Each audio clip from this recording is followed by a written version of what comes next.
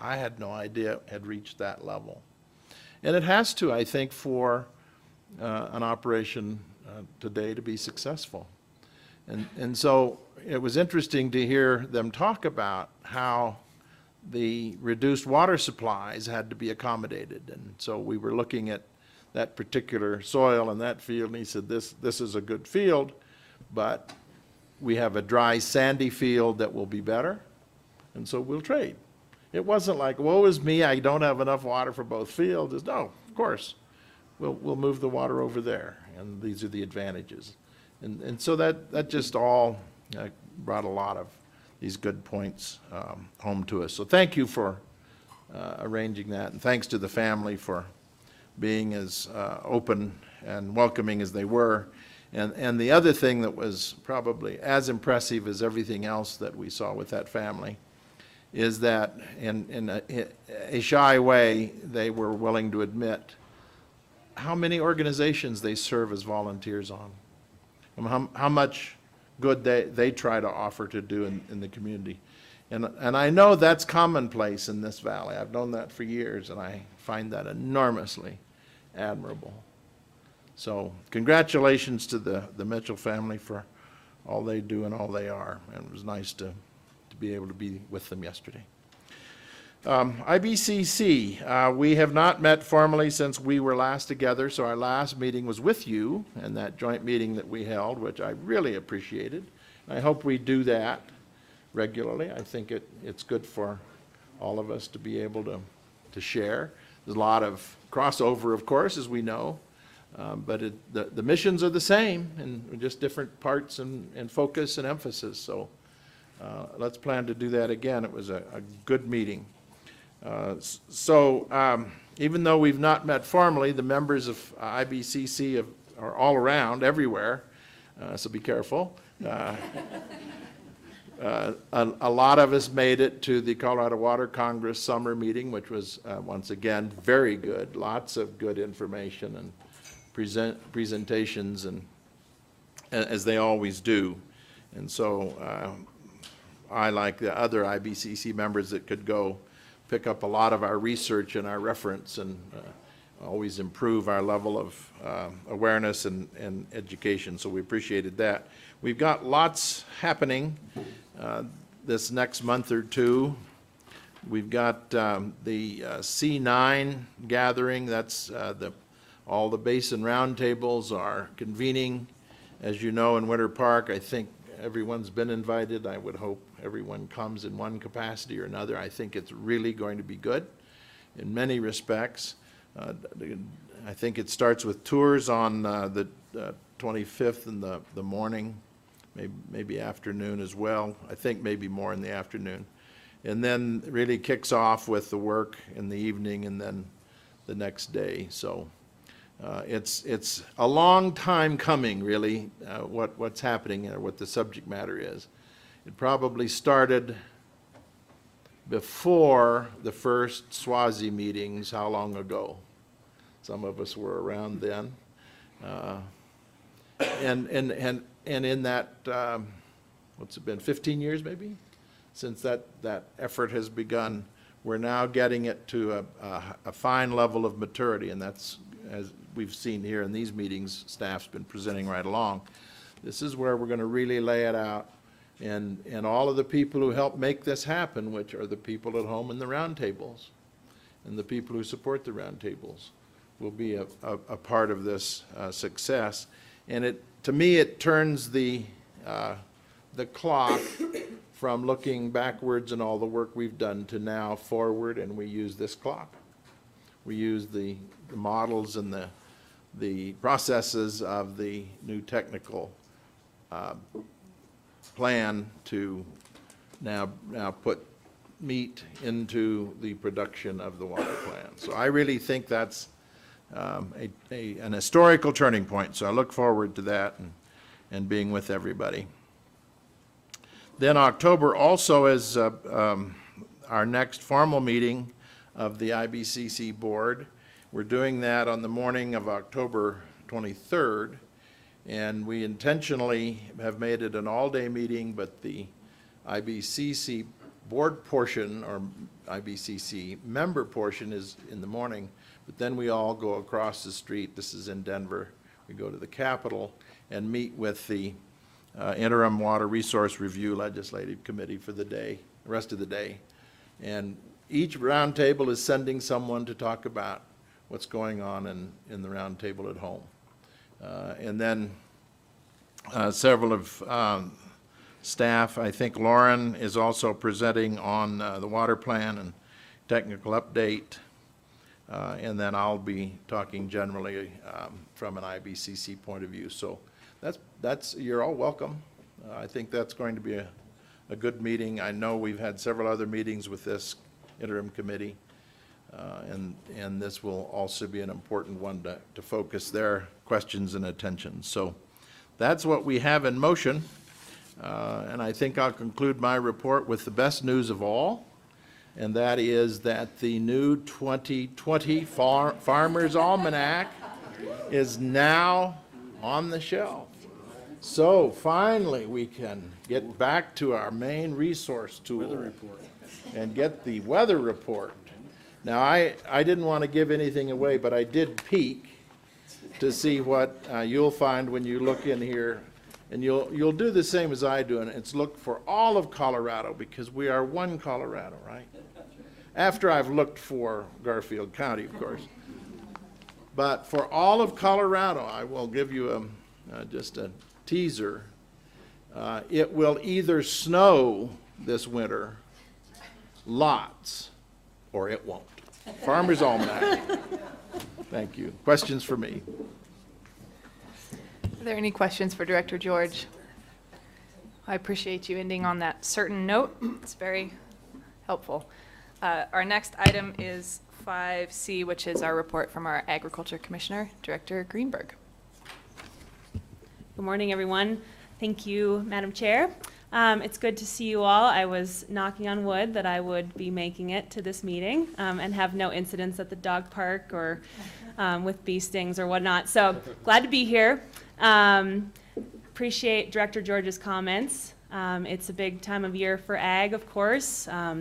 Harvest is underway in a lot of different crops. A lot of struggles out there as well. Economy is tough. Trade is tough. Prices are tough.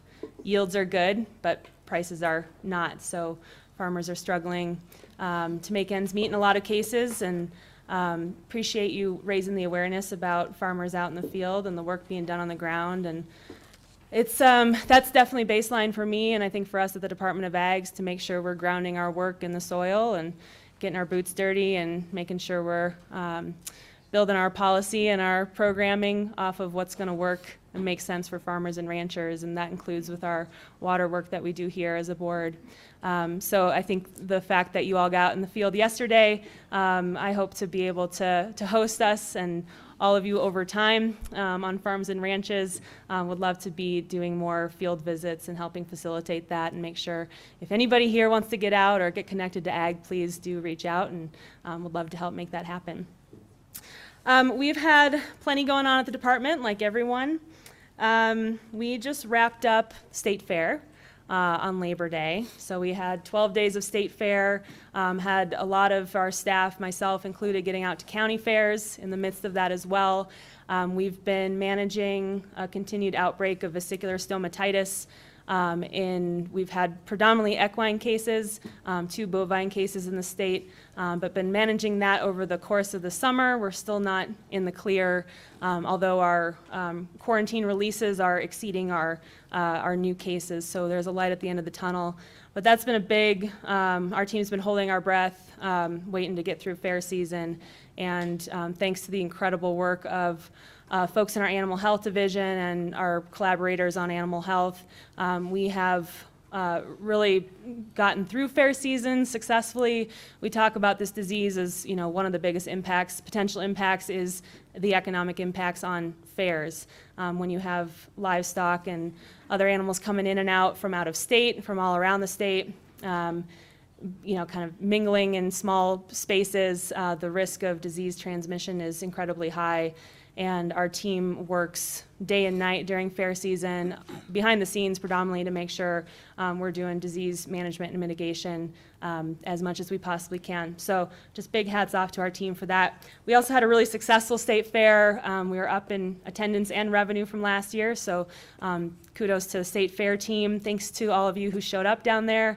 It was a great time. We had a ton of events, from the rodeo, commissioner's luncheon, legislative barbecue.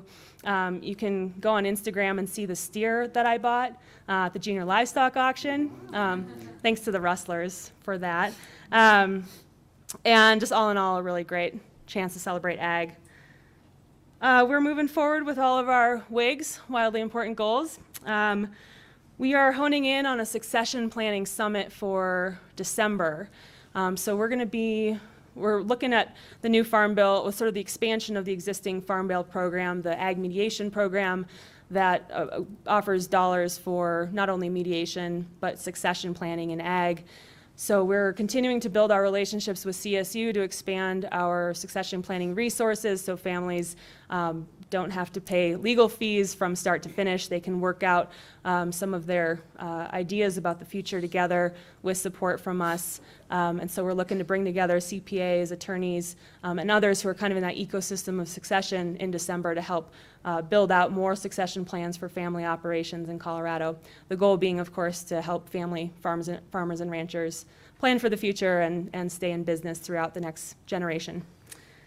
CHAMP, our Colorado Hemp Advancement and Management Plan, continues its drumbeat, which is a very steady pace. We have, just as a recap, 8 working groups with 175 stakeholders across those 8 supply chain groups. Those groups are meeting every 3 weeks.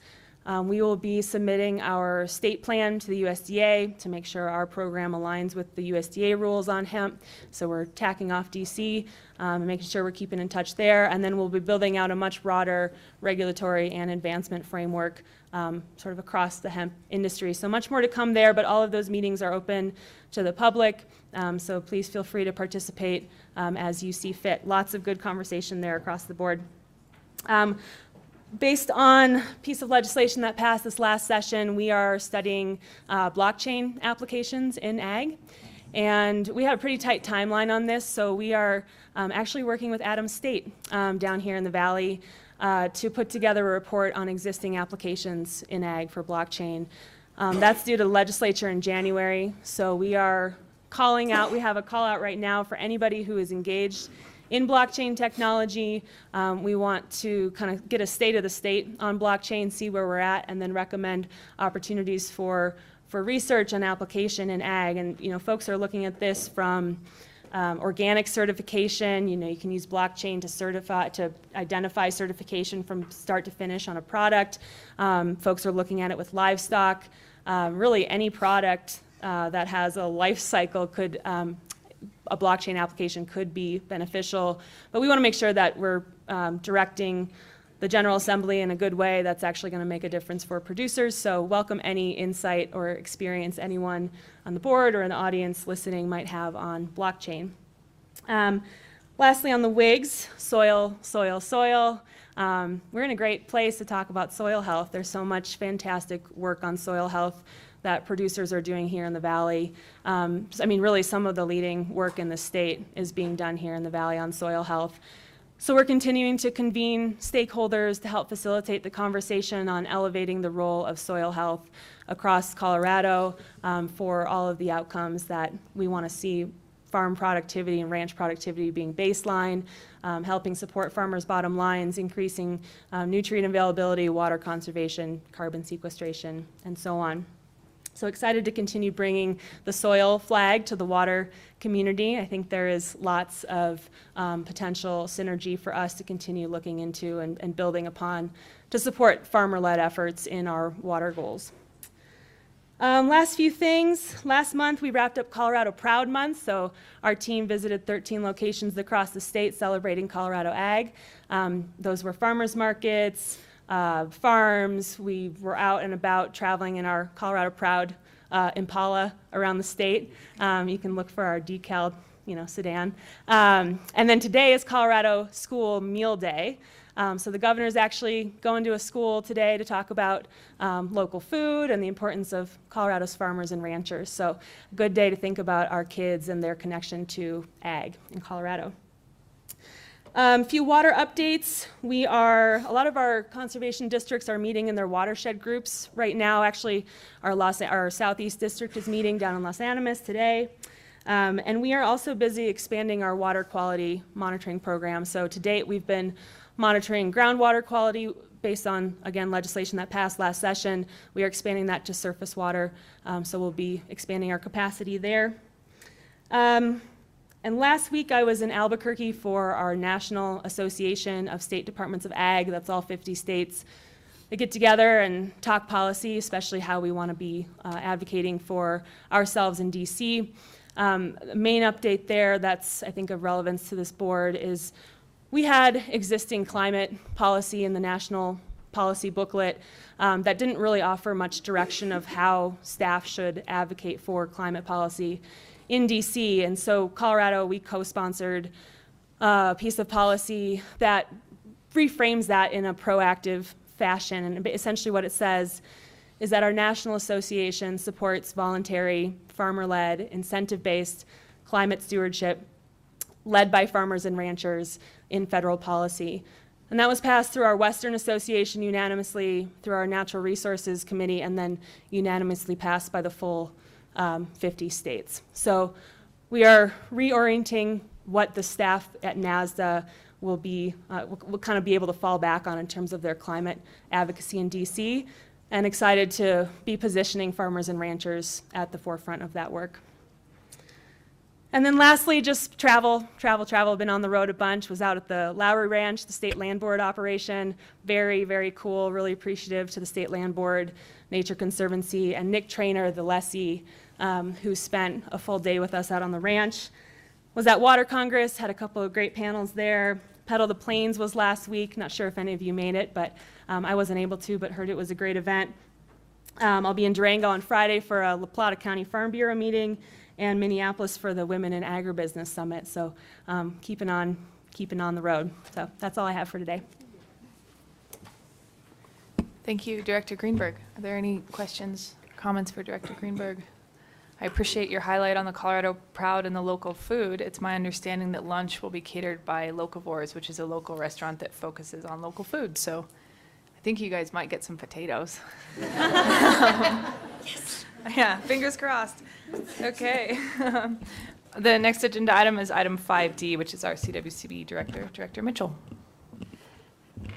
Thank you. And thank you first to Heather, or Director Dutton, for our arrangements yesterday, but also that tour, and to the Mitchell family, no relation. But I kind of wished I was related to them yesterday because potatoes are cool. So thanks for that. That was big. And also thank you to Director Gibbs for the acknowledgement of the appointment to the Colorado River Commissioner. It has already been a busy month or so. We've seen that water managers up and down the basin are committed to working cooperatively. I've spent a lot of time with folks already, but folks are really looking at ways that we can implement solutions. The lower basin water users are already using less this year. That tells me that the DCPs are working in year one of their implementation to protect those levels at Lake Mead. They're also keeping an eye on that long-term sustainability and certainty of supply on the Colorado River. They're working to explore flexibility in their supplies and use less water. Here in Colorado and in the upper basin, we've begun the investigation of demand management feasibility. We've had a couple meetings. Brent can update you on those, but we are proud to be leading in the upper basin on this, and we're committed to serving in that leadership process in the future. As we implement the 2019 CWCB work plan, this is what you told us to do, so therefore we're doing it. And in other news, in the Stream and Lake Protection section, this summer we had a request for administration of in-stream flow water rights. Staff had investigated some low flow alerts from the satellite monitoring system and then placed a formal request on Beaver Creek and stream flow. So that's a tributary to the Eagle River in District 37. So thank you, Kevin, to your staff for implementing the terms and conditions decreed in that. So thank you for that. Also, in other stream and lake protection section news, there's some recently decreed in stream flow water rights. The first being Han Creek, and that was decreed on June 26th. That's in Division 6. That's about approximately 4.71 miles long and in Rio Blanco County. So we're happy that was done. Also, on Douglas Creek, there was a decreed in-stream flow, which is a 26.29 mile long stretch, and in Rio Blanco County also. This was proposed by the Bureau of Land Management and recommended to protect the speckled dace and the northern leopard frog. Also, Jackie knows all, or Director Brown knows all of these, I'm sure, but it's good for everyone else to know that there was another one on Lost Creek that in Rio Blanco County, and Colorado Parks and Wildlife recommended this reach to protect the Colorado cutthroat trout. In drought news, the sad news, we are better than we have been, and so the news has been good in our last board meetings, but it's important to recognize that August has been warmer than average across the state, and if you've been in September, you've seen it's pretty warm this month also. And so the monsoon season was disappointing, to say the least, in Colorado, but across southwestern U.S. And so we haven't gotten some of the moisture that we expected. So we're keeping an eye out on that, and the Governor's Water Availability Task Force is still meeting, and the next meeting will be held September 25th at Colorado Parks and Wildlife. If you need any information about that, you can talk to Ben Wade. Also, in the water supply planning section, if you recall, water reuse and the advancement of that, it was part of Colorado's water plan, is serving as building a sustainable water future. And so work is being done on that. So through a water plan grant, Reuse Colorado had convened some stakeholders along with CDPHE and CWCB to work on creating some regulatory framework for direct potable reuse in Colorado. So they have enlisted a panel of experts, and they're making recommendations on how to create regulations and what should be in them. The final meeting will take place November 12th, and Kevin Reedy will be reporting out to you on that. In terms of the flood section, I know I just talked about drought, but it is, we are coming up on the 6-year anniversary of the 2013 floods. Or actually, we have passed when they actually started. And so in terms of our fiscal year activities for what's happening in the flood section, CWCB was awarded $5.6 million in a FEMA grant for risk map projects, and we're awaiting some of the final documents from FEMA. But speaking of that flood recovery effort, CWCB either led or co-led the effort to reconstruct or construct 117 river restoration projects that cost about $70 million. Most of those projects were in Larimer, Boulder, Jefferson, Weld, El Paso counties, and as those were the most heavily impacted areas.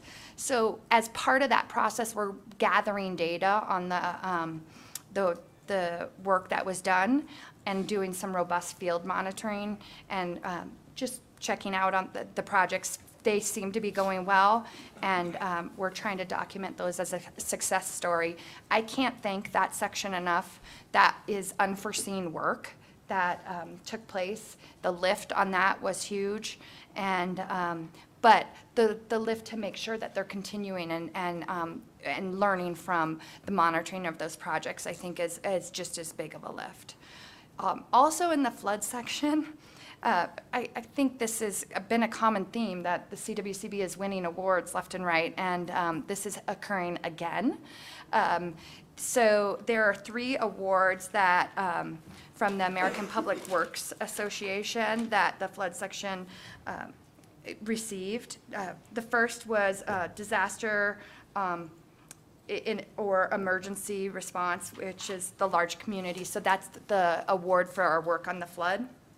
There was also a medium community award, and then an award that was given to the South Platte Working Group, which is really the consortium of governments between Chatfield and Denver, and that was for the South Platte River Run Park. I'm not sure if you guys have been there, but we have some surfing in Denver, or in Inglewood, Sheridan area, and that was due to some of the work that we've done on the South Platte. That work would not have been possible without Joe Busto, who also received 2 Lifetime Service Awards as part of his work for that. One was from the Mile High Flood District for working on South Platte for 20 years. He is the only recipient, or the 4th recipient in 50 years to receive that award. So it's a big deal. He also received the Weather Modification Association Award, and for art and science of weather modification. I can't even begin to understand what Joe knows. And so you all know the situation that Joe is in. So to have received those awards is, I'm sure, an honor for him. So I wanted to thank him for his work on that. Really big deals. Yeah, thank you.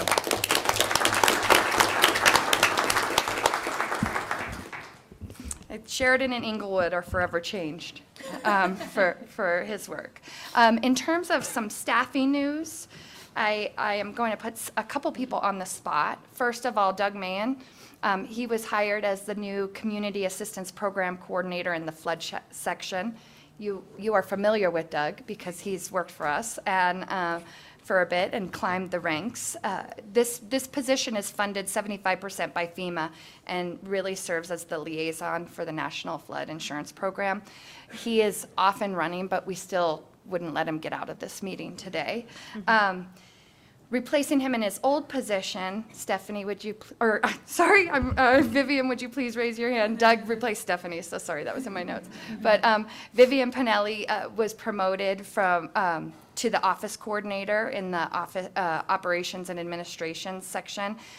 She's got a wealth of knowledge also. We definitely hire people that are overqualified, and this is one of those cases. And so I'm sure she won't be in this position long either.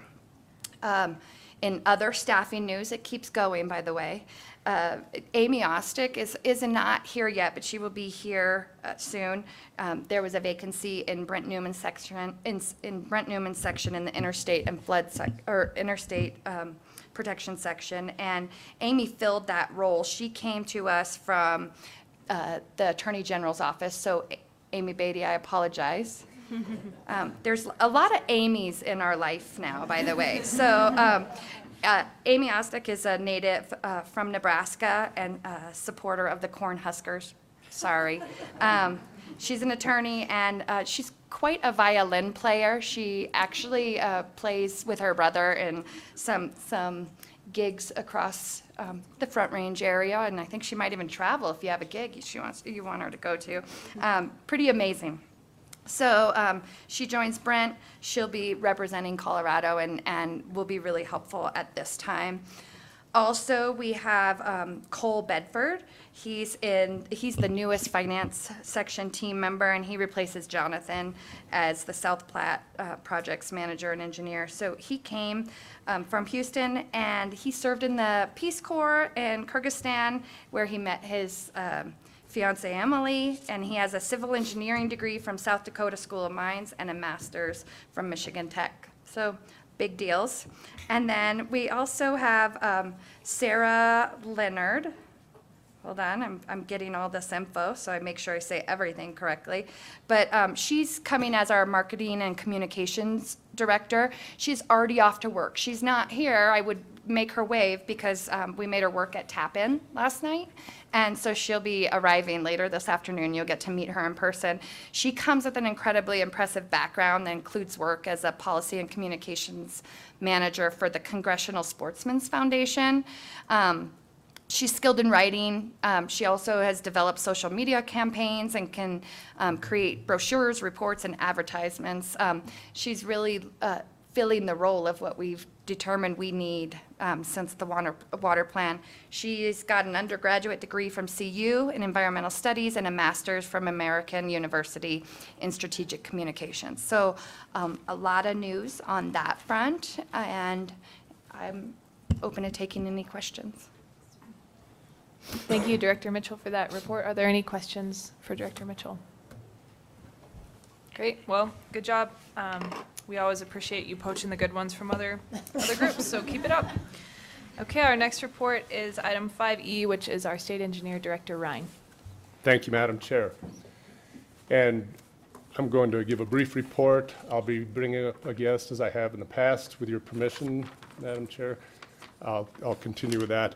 I want to start by thanking Amy Beatty for being on the receiving end of Director Mitchell's apologies for staff rating. It's nice that that's not directed at me this time. I can't say anything, I have a conflict. But I'm starting to get this image of Bill Belichick when I look at Director Mitchell as he tries to build an already superstar team to make it even stronger. Deflate gate. But I will stop at that. I want to thank the district, Cleve Simpson. I don't think he's in here, but Cleve and his staff for allowing us to be here today. This is just such a nice place to be. We've been here before. Some of us have spent a lot of time here before, Director Dutton. So thank you to Cleve for that. I missed the tour yesterday. Thank you for scheduling that. That's something I really wanted to do. I didn't get out of Greeley till early in the afternoon, and the reason I was there in Greeley was meeting with one of the conservancy districts there, and I was meeting to answer some of their tough questions. And as many of you know, I hope you know that that's something that I do, and in a strange way I look forward to as part of my job, is meeting with the water users around the state, especially when the questions get tough. And if you saw last week's edition of the High Country News, you know that I did that down here too, and I'm happy to do that. It was a worthwhile tour, I'm sure, and I'm going back to Director George's comments from earlier, and I had just another take on that. Last week, a few of us, Director Goebel, we did a tour of the Fry Arc project, and in the Arkansas River Basin in Director Goebel's area.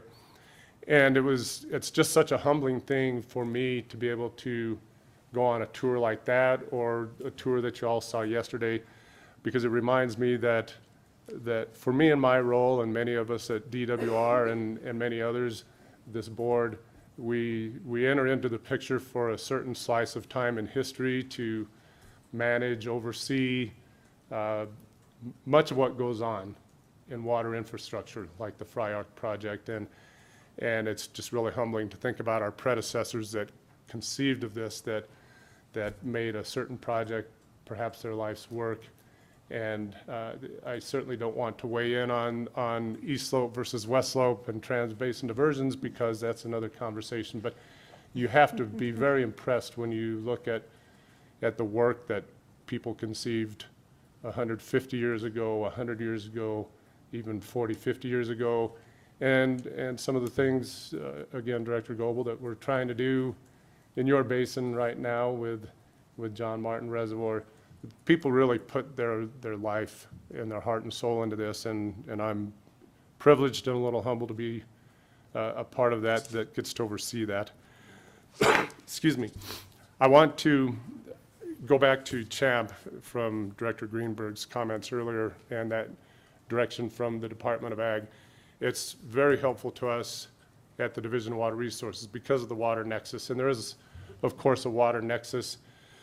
You may have heard me talk before, but if not, there's a new workload that was brought to us several years ago with the new efforts, the new ability to cultivate marijuana and hemp in Colorado. And of course, we've been very public about, and we've even put out written instructions that water in Colorado can be used to irrigate any crop that can be legally grown. And so that's not a problem. The problem is very often when someone comes into Colorado and wants to grow these crops, but does not realize they don't have a legitimate water supply for that type of irrigation. And our staff has put in a ton of hours. Craig here in Division 3, his staff members have in the Arkansas to a large degree in our designated groundwater basins, and really around the state. This has been a difficult issue with us, and especially on hemp, where somebody may get the approval to grow hemp, but doesn't have a legitimate water supply. So without belaboring this too much, what happened with CHAMP is that we did see this effort, Colorado Hemp Advancement Management Program, is that right? Plan. Process. I almost made it. But that's been so helpful. The Department of Ag folks were very deferential and deliberate in giving us a spot at the table and a voice in that, and we have our staff that's involved, and I think we're making great progress on communication so that we can, really just trying to serve the Colorado water users the best we can. I want to make one other mention of something that's going on. Again, back to Division 2, I think I've updated you on the contract exchanges, and you may have heard this discussion. By the way, we're trying to use the term reservoir trades now and not contract exchanges, but it's a practice that occurs to a large degree in Division 2. It allows water managers, it allows districts, it allows water providers to manage their water in a very efficient and effective way, maximize beneficial use. But there are questions about the necessary authority, the conditions under which these practices can occur. And we've had great conversation in 2 different meetings, April and July. I'm scheduling another, and this is really an update for you all. I'm scheduling another meeting that should happen in the next month or 2, whereby we'll bring the stakeholders together and really process some resolution on this and get a lot of conversation from everybody that we can on the direction we need to go as far as understanding the injury implications or lack thereof, the authority, the requisite authority for these practices to occur. So that's ongoing. If you, like all of these things, if you want more detail on that, please pull me aside. We can talk about it. Let's see. So that's really it for my part of the report. I do want to introduce our division engineer, Craig Cotton from Division 3. As you know, I like to bring our division engineers up when we get a chance. It occurs to me that I give you these statewide updates, and I just know so much appropriately, but we miss a great resource when we're in our division cities, our division areas, and we don't get a chance to talk to our division engineer. Craig Cotton has been the division engineer, I think, since 2009, Craig? That's correct. And was a longtime DWR employee. He was the assistant division engineer before that. His knowledge of the Rio Grande Compact and his management of that is just amazing. I try to understand it when I talk to him, and I do my best, but there's no replacement for this great institutional knowledge that he's picked up over 25 or so years. Maybe I'm selling you short on that, Craig, but just does a great job down here. This is one of those things I don't lose sleep over is his work here in this basin. So, Craig, if you could spend a few minutes giving us an update on what's happening in your division. Sure. Well, after Hey, that Craig. introduction, I hope I don't get any questions that I can't answer. So, I did want to recognize one of our new employees too, first of all. And we just recently hired our new assistant division engineer, and that's Darren Shep. Darren, you want to stand up? So Darren comes to us from North Dakota, where he worked for the North Dakota State Engineer's Office, and so he's been working for us for about 3 weeks now, and so we're really glad to have Darren on board and helping us out. I did want to just thank the board and especially Director Dutton for last night's tour.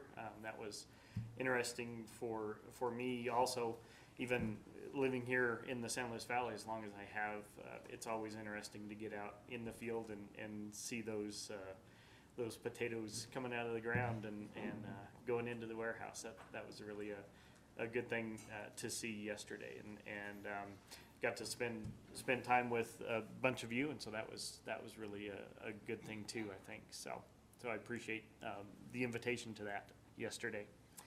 I did want to talk about a few specific issues that we've got going on down here in the San Luis Valley, and I'll start with surface water. As in most parts of the state of Colorado, we had a really good surface water year this year. In fact, we had about 140 to 150% of average on our streams and rivers here in the San Luis Valley, and that actually hasn't occurred on our big streams for about 25 years. We had the biggest year that we've had for about 25 years, so it was really a good thing to see. Really good to get that much water into the system and flowing through, and we had a lot of ditches that hadn't seen water in their ditches for many years actually get water this year, so that was a good thing. One of the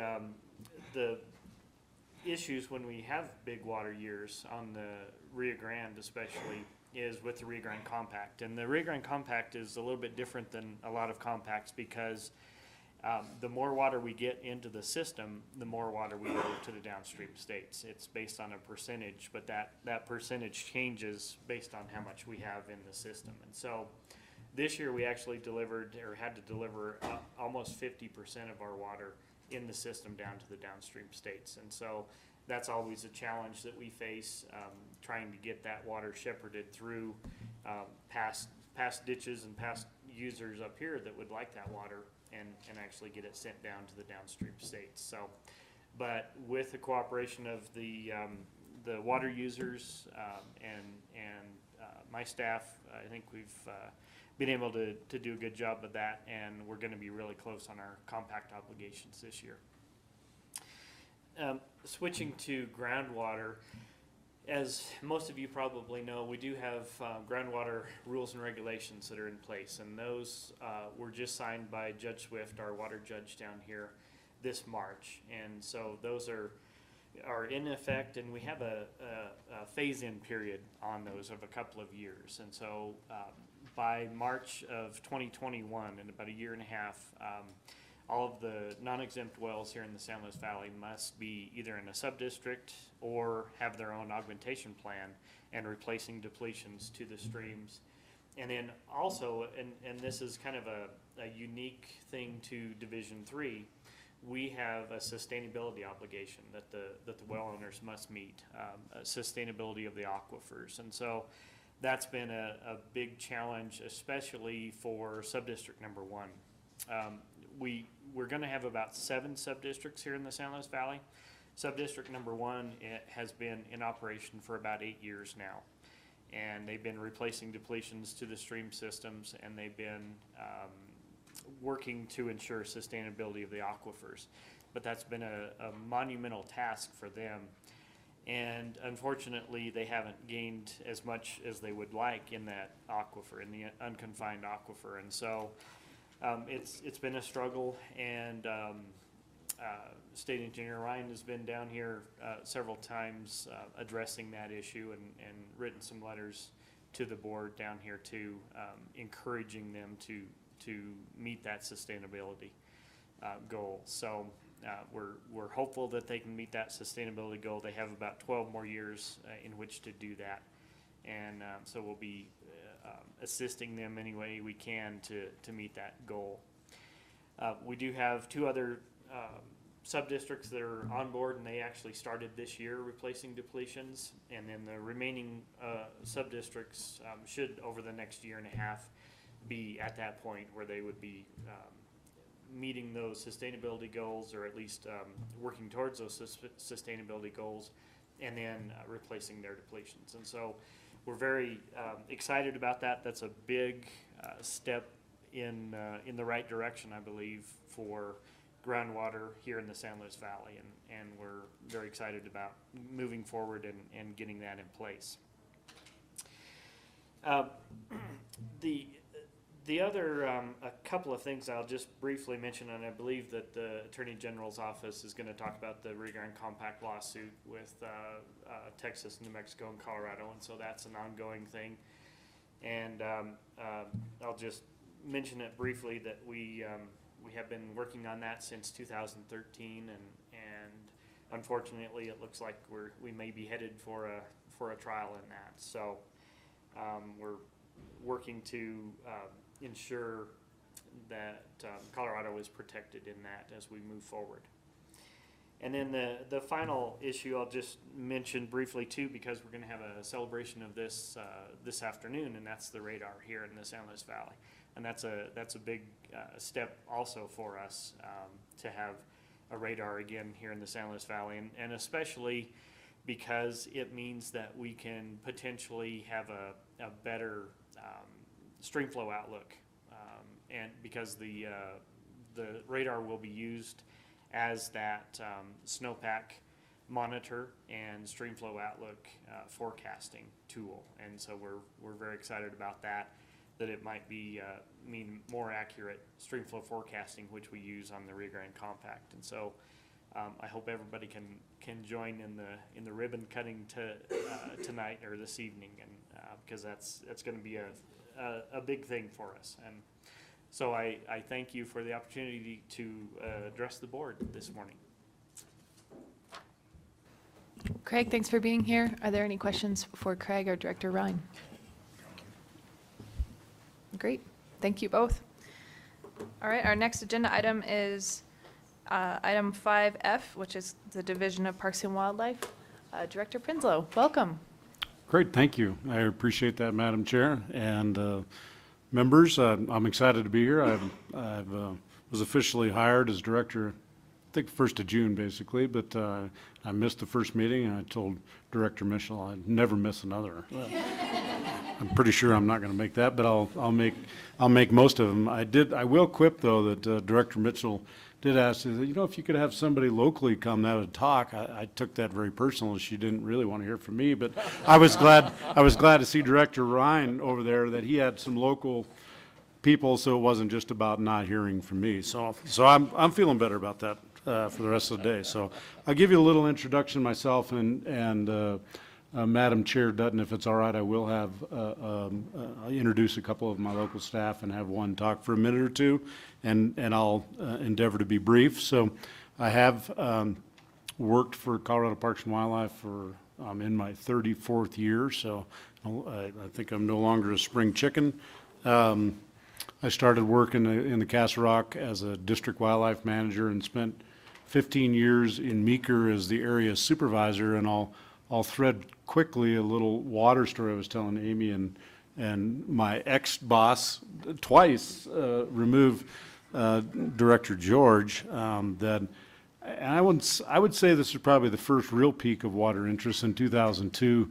Of course, Parks and Wildlife manages a lot of individual water rights and dams, and so in 2002, the first kind of real ripper drought in a long time, I said, well, I'd like to release water from my reservoir into the White River and run it through to Meeker for the trout, because the river was dying completely. And somebody said, well, you can't do that. And I mean, we can't do that. And said, it's my water right, and said, you just absolutely can't do that, but we could apply through this process, and it'd take about 1.5 years. And so I thought, well, that's not going to work. So short answer, I went and met with the ditch owner, or the head gate operators, and the chairman of those board, and we all shook hands, and they just decided they'd just let it go. And so it was an interesting process. It started a lot of interest for me on how water's used or not used. I still think we have a lot of work collectively to do. So anyway, I spent 15 years there, and then spent about 14 years as the regional manager in Carter Springs, and my number one goal in the southeast was water, and it was for a conservation pool at John Martin. It's still for a sustainable conservation pool in the Queens complexes, And, you know, when you live in a desert, right, you probably ought to pay attention to the water. So it's, long and short, excited to be here. I think what we do, not just in Parks and Wildlife, but what we do with water in the state of Colorado is extremely important for recreation and wildlife, but for sustainable ranching, farming, and obviously human life too. So with that, and then I said, then I was hired in June, so here we are. With that, I'll introduce, just have the first one, Corey Chick. I just ended up hiring Corey Chick. He's the regional manager out of Durango. He's in the process. He bought a house or closed a house last week in Durango. So it's nice to see him. I'm pretty sure he should be unpacking and shouldn't be here, but thank you for coming, Corey. And Rick Basagoida, if I would have him come tonight. Rick is a local area wildlife manager here in, out of Monte Vista, and he manages and has for a while, let him tell you that, all San Luis Valley. And we've got a significant water resource here in the valley. And so with that, if Madam Chair is okay, I'll cede some of my time. Yes, thank you. Hey, Rick, welcome. If you could introduce yourself and who you're with for the record, we'd love it. Good morning, Madam Chair, members. Thank you, Director Prinsloo. Rick Basagoida, I'm the Area Wildlife Manager here in the San Luis Valley. Been here for 15 years. Kind of like Dan's story, when I first was interested in this position, he said, well, you gotta know a little bit about water. I look policies, you don't have much on it. It's like, oh, I got this. Got down here and it was an eye-opening experience. I appreciate you having me. I am going to be a quick overview of Parks and Wildlife in the Valley, how we utilize water, and how we interact as part of the community here. I'm not going to bore you with all the things that we do, but as you all know, agriculture, hunting, fishing, and other outdoor recreation pursuits are huge economic drivers here. And so everything we do touches those things and influences them in both large and small ways. I will focus on our water and our properties briefly. We have here, my team is responsible for managing 28 named state wildlife areas, and with the addition of the San Luis Hills State Wildlife Area in the last couple of years here down south in Costilla County, we're now somewhere in the neighborhood of 60,000 plus acres that we're responsible for. And many of those, along with some access and conservation easement interests that we also have here in the valley, many of those are critically important wetland and riparian properties. And as we all know, those are critically important for all critters, both 2- and 4-legged. And without water, those things can't exist. So we do have a water portfolio here in the valley that the Parks and Wildlife owns. It's not huge, but it is relatively comprehensive. We have both native water rights and some trans-mountain water. We work diligently to ensure that every drop of water that we bring through this system has as many uses tagged to that water as we possibly can. The more we do that, the more everybody benefits through the system. The more of a partner we are in that, the better collaboration we can get in affecting our mission. So some of the things that we do to that end, we work with both public and private interests. On the private side, we work with both larger entities and even individual landowners. So some of the things that looks like, and many of you are aware of the Rio Grande Cooperative Project, where we, Parks and Wildlife, has an agreement with the San Luis Valley Irrigation District to store water in Rio Grande Reservoir. And between Rio Grande Reservoir and Beaver Creek Reservoir, we manage our water resources back and forth, hold water for others, release water, and we're essentially a management hub to run water through the valley. We work closely with Craig's office. I have a technician that's assigned, that's all he does, is water. On an individual landowner basis, we have agreements with individual landowners on a year-to-year basis where we may provide irrigation water that we have in places that we can use it. And in exchange, we'll get access for hunting, fishing, or to mitigate damage on their properties. They won't file game damage claims. We get hunting and fishing on their property, they get a little bit of water. So we do that in all the places that we can.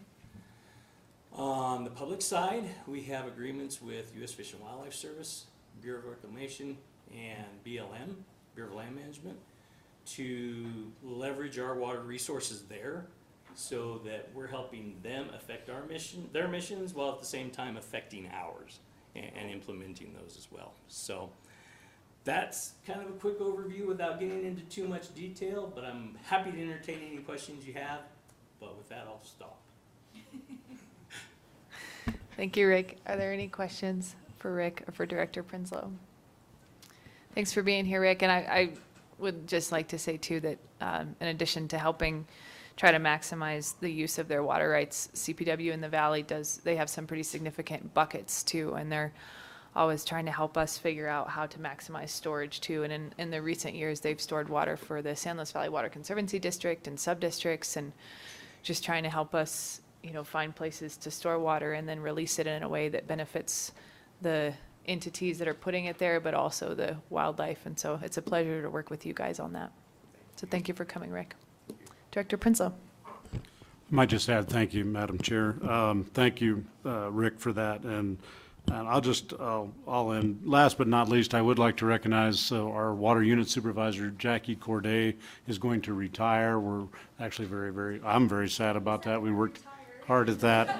I said the word retire. She's leaving us, so I'd like to say the word resign. That makes me feel, not any better. But and that's going to be effective in the next couple months, I believe. And so there's not an exact date. But I really do want to wish her the best. She's done a fantastic job on working at our water unit to make sure that we're staying as ahead of the curve as we can be. So I just want to publicly say that. So thank you for that. Jackie, thank you for being here, and thank you for all the time that you've been a fixture. The time I've been on this board, I think you have been for a long time before that. So thanks for all your contributions, and hopefully we'll see you in November if you don't resign before then. But let's give Jackie a round of applause. Great. All right, the next agenda item is item 5G, which is our Water Resource and Power Development Authority. Director Brode was not able to make it, but he did email his report to us, and so you can read that on your own time. We are on to agenda item 6, which is the Yampa River Fund. Jojo.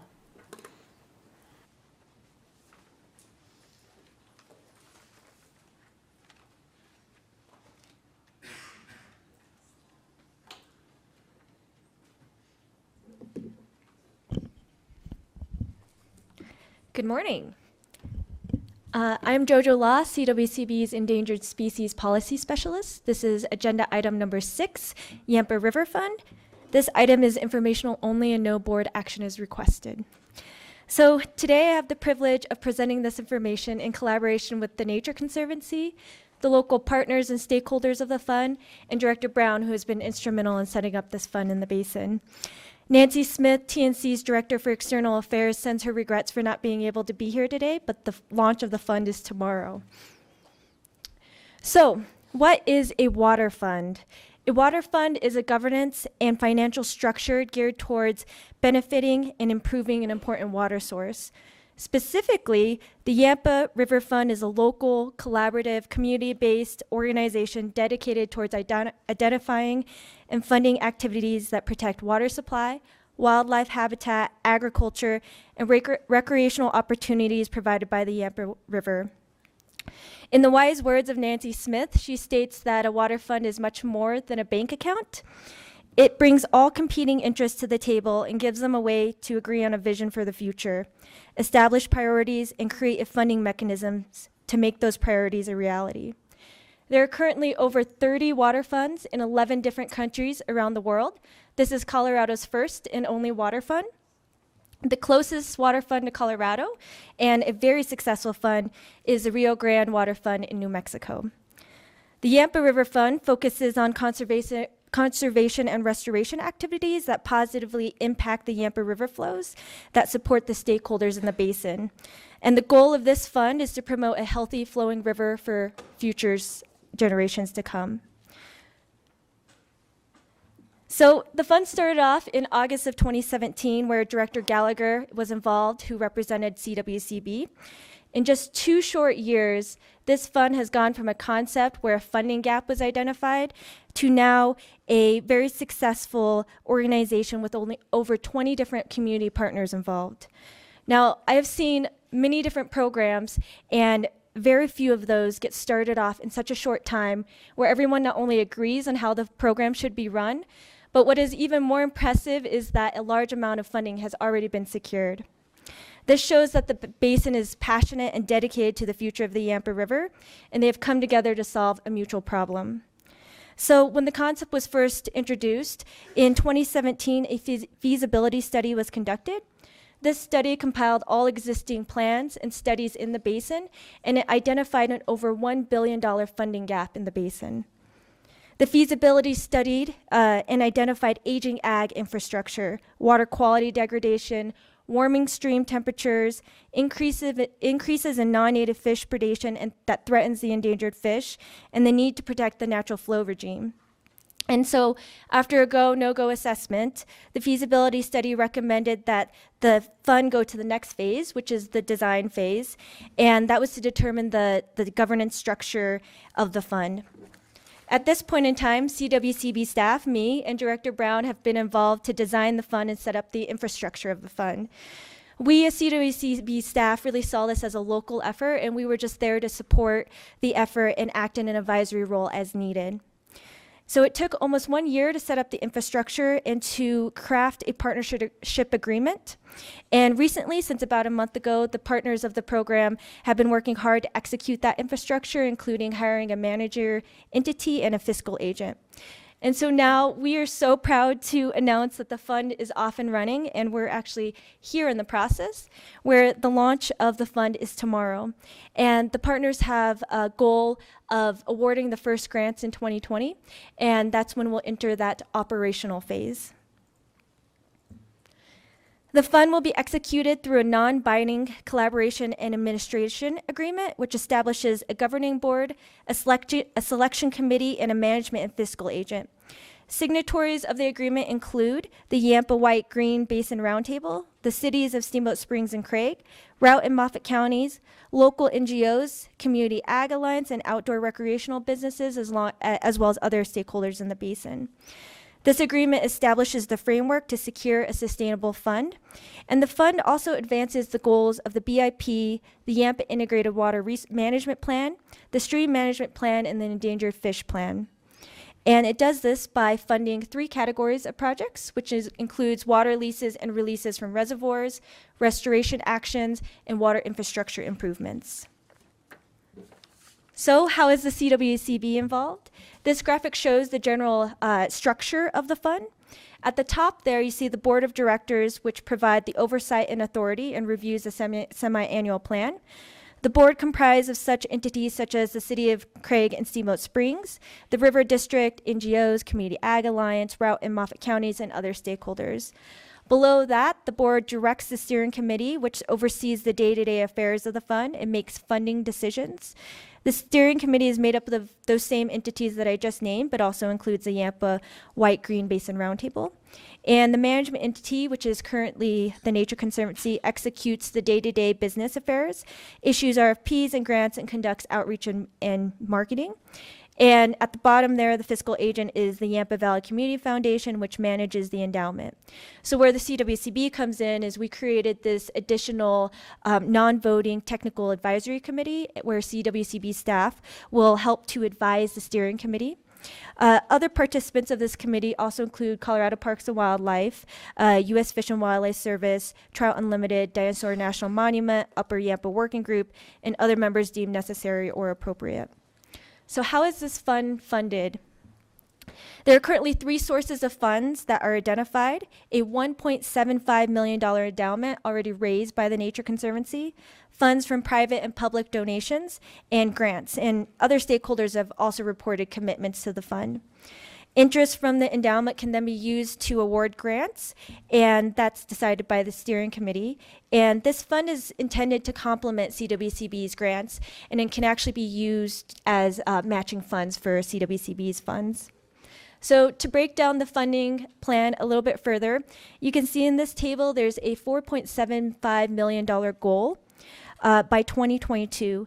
As I mentioned before, the Nature Conservancy has already raised $1.75 million to contribute towards the endowment, and they have also raised $1 million for a challenge grant that will match donations dollar per dollar. Another $500,000 is envisioned from corporate sponsorship programs and donations, and that last $500,000 will be secured from the Yampa River Fund members. The partners have established a funding plan and communications and marketing plan, and how the fund has been running so far is from monies secured from the Nature Conservancy for operations and one-time startup expenses from 2019 to 2021. The fund has identified target corporations and sectors for fundraising, and the fund also contains specific actions and calls for a coalition to conduct outreach and host events. And finally, the plan identifies specific grants that can be applied for. So what's next? As I mentioned, the fund is entering this operations phase, and the management entity is hard at work to convene a first board of directors meeting. From there, the steering committees and appropriate subcommittees can be established. And so finally, that non-technical voting committee where CBW and CWCB are serving on can be established and convened. And then the exciting part is that once those boards and committees are established, projects can start receiving funds.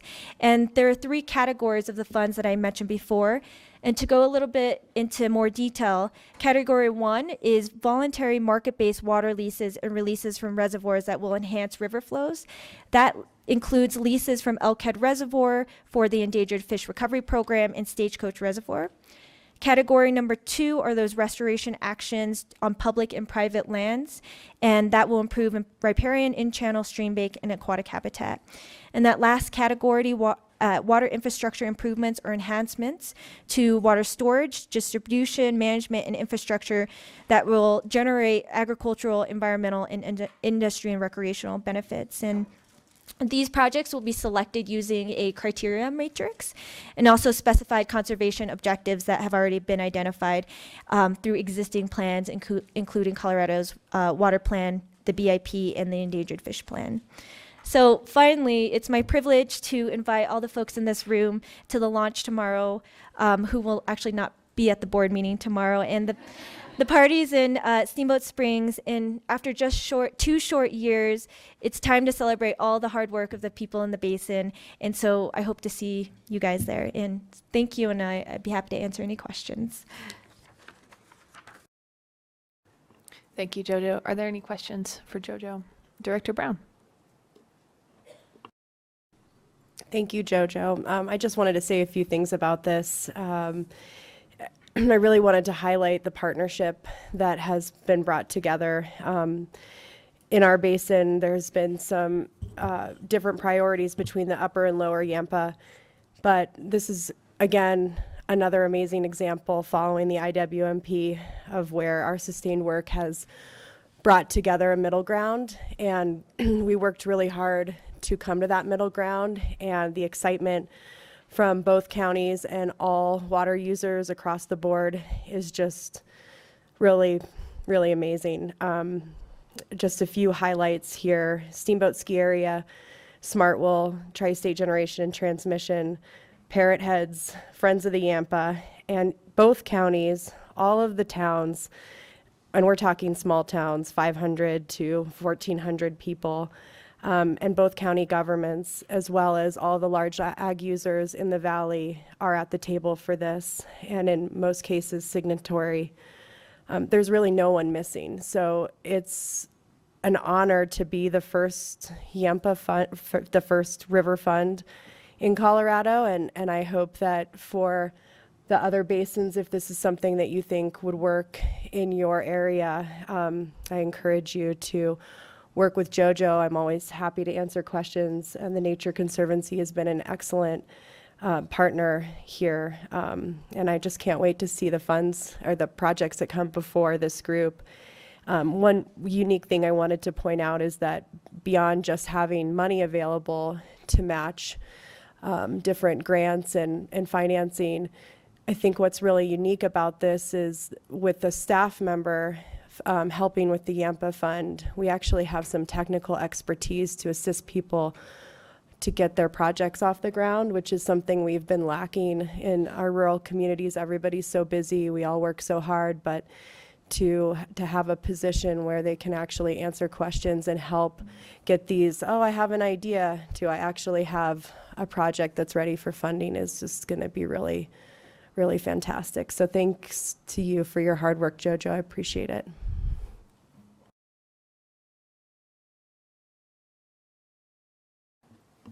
There we go. Third time's a charm.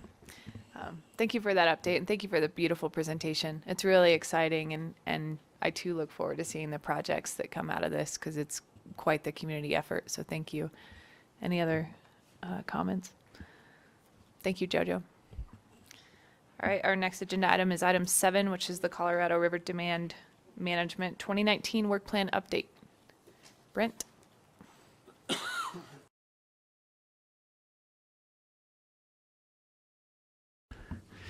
Let's try that again. Good morning, members of the board. This is the point in the meeting where it's Brent. What could he possibly be talking about? Brent Newman, CWCB staff. I'll be updating the board today on DCP and demand management feasibility and how much we've accomplished over the past couple of months since the last board meeting in the 2019 work plan. Here's what we're going to go through, just as we do every meeting. First of all, what we have done in the outreach and education efforts this board directed us to undertake over the past couple of years. We're going to talk a little bit about the current implementation of the DCP, especially in the lower basin. And then I'm going to update the board on 2 of the big action items that have come out of the work plan that we have really covered some ground on over the past couple of months. First being the first meetings of our demand management work groups, and then the first regional workshop, which was held in Steamboat Springs. And then we're going to talk a little bit about some of the upcoming items that we have, some opportunities for engagement, and other public meetings on demand management feasibility.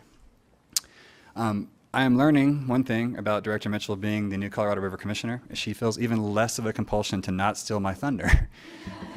So the big thing here, and the most exciting news of the past 2 months, is sitting over here to my right. Amy Ostick has joined the Interstate Federal and Water Information section, and we're pretty happy about it. I have someone to answer the emails to the demand management email address. She's going to be taking over the coordination of the demand management feasibility investigation, and she is by all means the perfect person for this. She's been involved with demand management since its inception.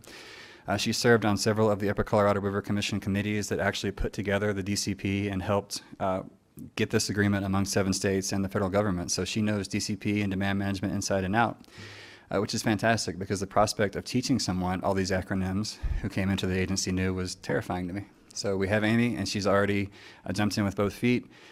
She, despite her boss not being there the first day that she was there, not having a computer until the 3rd day, and then now hitting a deer on the way to today's board meeting, she's killing it.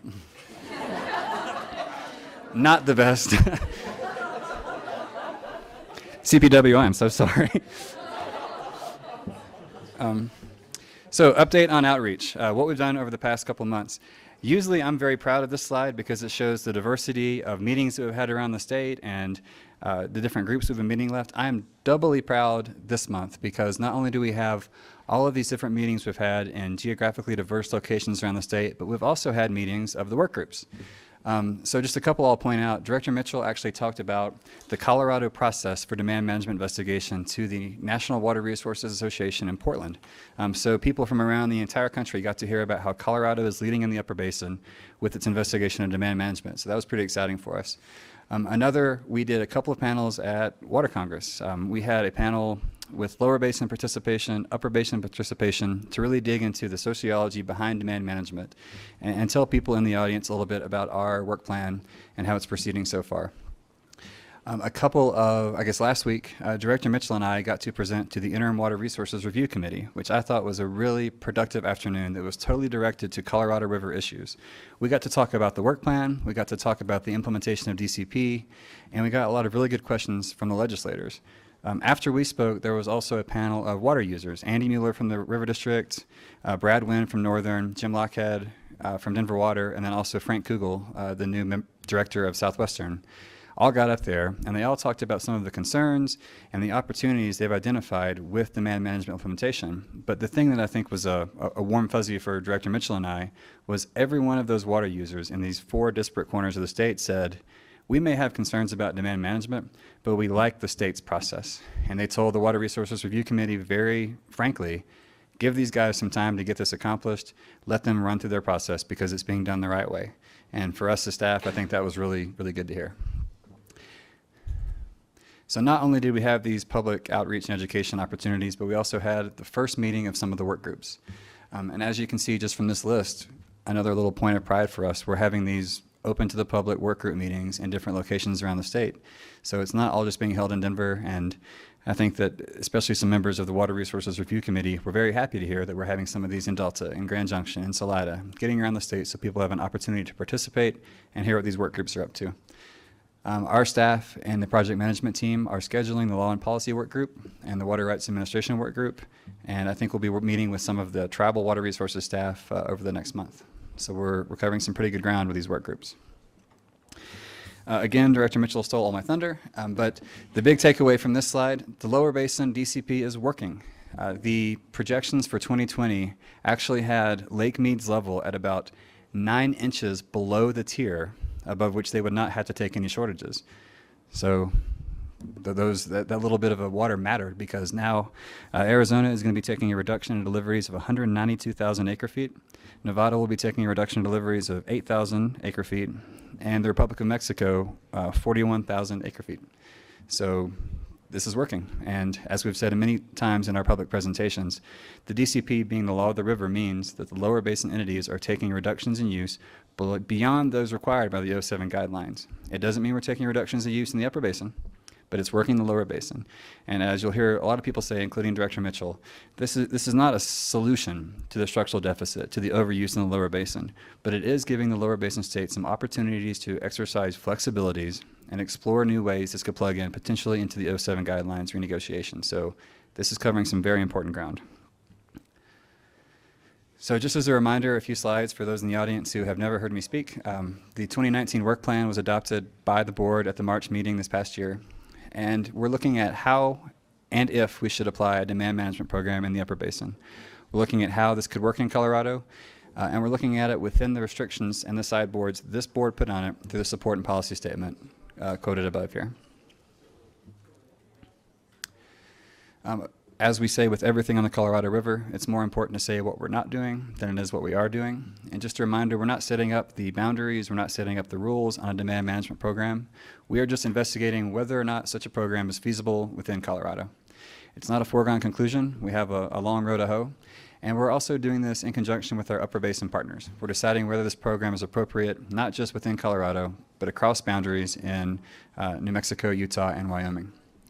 And this is consistent with Colorado's water plan, in which we stated the goal that we would investigate strategies to maximize the use of compact water while actively avoiding a compact deficit.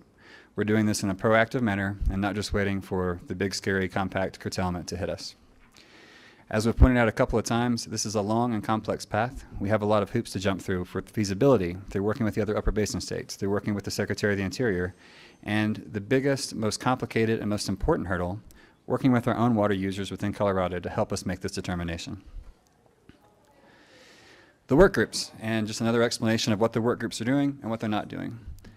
As we've said several times, Director George and his team put together the most comprehensive and involved public input process in probably the entire West with the Basin Roundtables, the IBCC. We're not trying to supplant that. In fact, we're going to use it until we wear it out. This is not a substitute for the robust public process which led to 30,000 public comments that we did as we were assembling and curating Colorado's water plan. What the work groups are doing is they're extending our staff table, and they're helping us to frame the big issues, the threshold issues that we must have an answer to before we as a state and you all as a board commit to the implementation of a demand management program. The work groups are helping our staff with this. They're not making decisions. This board is the entity that will be making any decisions on demand management and its implementation or lack thereof. and they will not be making recommendations directly to the board. Members of the work groups may be coming to these meetings and helping us explain some of their thought processes and helping us explain how they identified these threshold issues, but our staff and the project management team are being the ones in front of you all explaining these conclusions, recommendations, and potential investigative methods. And the last bullet point is just to reemphasize the aggressive education and outreach this board directed us to undertake over the past couple of years. If there are boards, water entities, or anybody around the state who feels like they haven't had the opportunity to weigh in on this in a meaningful manner, let us know and we'll come talk to you. So one of the first tasks in the 2019 work plan that's happened pretty meaningfully over the past couple of months is the conducting of regional workshops where people who maybe aren't as involved with the key water community, people who have a concern about demand management, or if they just want to learn more about it, are able to come to a place in their neighborhood and hear about DCP, hear about the history of the hydrology, some of the history of the law of the river, and hear about the 2019 work plan and what you all have directed us to undertake. We had our first regional workshop in Steamboat Springs. It was part of, kind of at the tail end there, of Colorado Water Congress's summer conference. A few of the board members were in attendance, and thank you all for coming and listening in. We had about 55 to 60 attendees, which was great. It was easy. It was right at the end of Water Congress, and people could just walk down the hall into the very small room we had provided for our use and talk a little bit about demand management. Amy and I did a recap of the 2019 work plan and where that came from, the direction from the board. We did a very high-altitude recap of the work groups that had met so far, and I'll provide that later in this presentation as to what are the conversations coming out of the work groups that have met so far, what are they recommending to the project management team for further investigation, and what are some of the big takeaways they're looking at as those threshold issues. It was our intent going into this workshop to not do exactly what I'm doing now and just talk at a lot of people about DCP and demand management. We wanted to really encourage some cross-pollinating conversations and let members who attended the work groups hear what other people and other water uses in other geographic areas around the state were talking about. And then we had just a very general Q&A for people who had questions about the work plan, about the history of the DCP, and they could sort of tag myself, Amy, and Lane Leoniak with some of those questions. Just a very, very brief recap of that work group. It's a lot of the familiar questions that you're hearing. People have very big concerns around the definitions of some of the terms that have emerged around demand management. When you're talking about what does voluntary mean, how compensated is it going to be, what does temporary really mean, and when you talk about this concept of equity across river basins and across water uses, what is that really going to look like? And you'll see as I give the report out from some of these work groups, these are very common questions. Those concepts are emerging in pretty much every venue where we talk about demand management.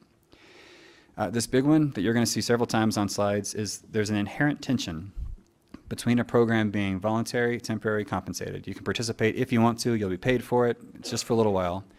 And the concept of equity across river basins. How do you ensure that a program is voluntary if there are a lot of people in one basin who want to participate, but you also don't want to disproportionately negatively impact that basin or its water use?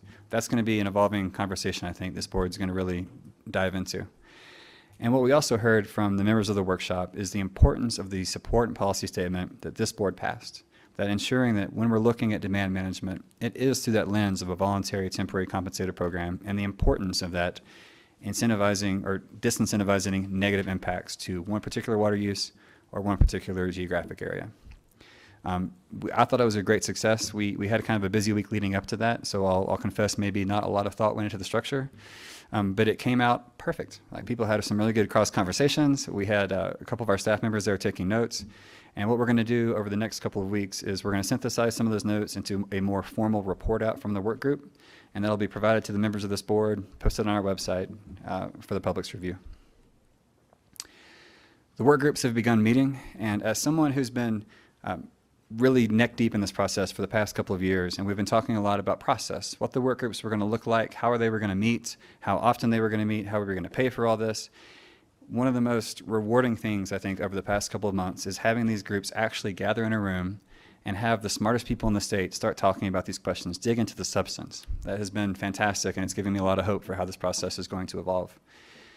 How these meetings have progressed so far, we've given a brief overview of DCP, where it came from, what the agreements are, and reminded folks of the elements of the support and policy statement. If you all, as a work group, are going to start digging into the subject matter, here are the sideboards our board has provided for you to operate within. And the groups have started to go around the table, introduce who they are, what their background is, what their interest in demand management is, and what they identify as their really key threshold issue, what they're at that work group to participate in, talk about, and really advance. So on the next couple of slides, I'm going to go through sort of a 30,000-foot view of what the work groups are talking about. I apologize that my slides are a lot more boring than JoJo's. I don't have any photos of rivers. Another just thing for the board's reference. Right now, I think we have summaries of all of these work group meetings back out to the work group. Our staff who are facilitating these groups have provided about a 1.5, 2-page summary of the work group meeting. We're giving those back to the work group members so they can review those. And once they finish their review, we'll post those on the website and get those out to anybody who's interested so people know what's being talked about at these work group meetings. We wanted to give the work groups an opportunity to review our staff work and say, yeah, you captured this part of the conversation pretty well, but we talked a lot about this and you don't seem to have captured that. Just make sure that the conversation is being accurately translated from their perspective. So that's currently in the process. Funding. The funding group met in Denver, I guess, 3 or 4 weeks ago. The big questions they've identified are some of the ones that would be obvious to this board. How much money would such a program require? What are the pros and cons of some of the various funding sources? And this sort of aligns with the other conversations we're having statewide through groups like For the Love of Colorado, some of the Proposition DD conversations. What are the pros and cons of some of these funding sources and how they could work as part of a demand management program? This is something you'll see on pretty much every slide, and you'll get sick of hearing it, is when you talk about this concept of equity and making sure that no water use or geographic area is being the target of such a program, how does equity factor into the funding discussion? And what is a good, applicable way to value water around Colorado? The big considerations they want to consider moving forward in their conversations: what parameters should be considered in analyzing these issues? What are the sideboards around funding that this group should be operating within? And what are some of the mechanisms they can come up with to answer that fourth question, how do you value water? Another common thing you'll see coming out of all these work groups, every work group said they don't want to recreate the wheel. They don't want to tread ground that's already been treaded, so let's do a literature review and expend some of the money that's been provided by the General Assembly to the CWCB for the investigation of demand management on a literature review. Let's see what studies are out there, let's see what we can do with funding, and not have the same conversation that another group has had a year before us. The Agricultural Impacts Group met in Delta about 3 weeks ago. The big questions here, what are the already existing mechanisms for farmers who temporarily fallow land? What kind of land management practices are appropriate for this? What kind of technical assistance already exists in existing state and federal programs?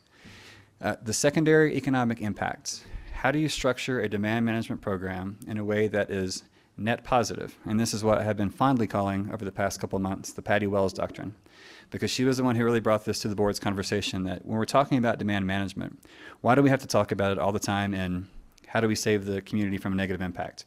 Why don't we build a better mousetrap and make a demand management program something that could be net neutral to a community, or even better, net positive? And this really came up in the agricultural group. Why are we looking at just these negative impacts when potentially there are huge positive impacts for the agricultural community? How does demand management work within some of the governance structures that we have in Colorado around agriculture? How do you ensure that there's no injury to fellow members of a ditch system or downstream from you? And also, what are the environmental benefits and impacts of a demand management program on agriculture? We've created all this irrigated land that serves as habitat for waterfowl, for animals. How do we ensure that we're not negatively impacting that environmental aspect of things by engaging in demand management activities?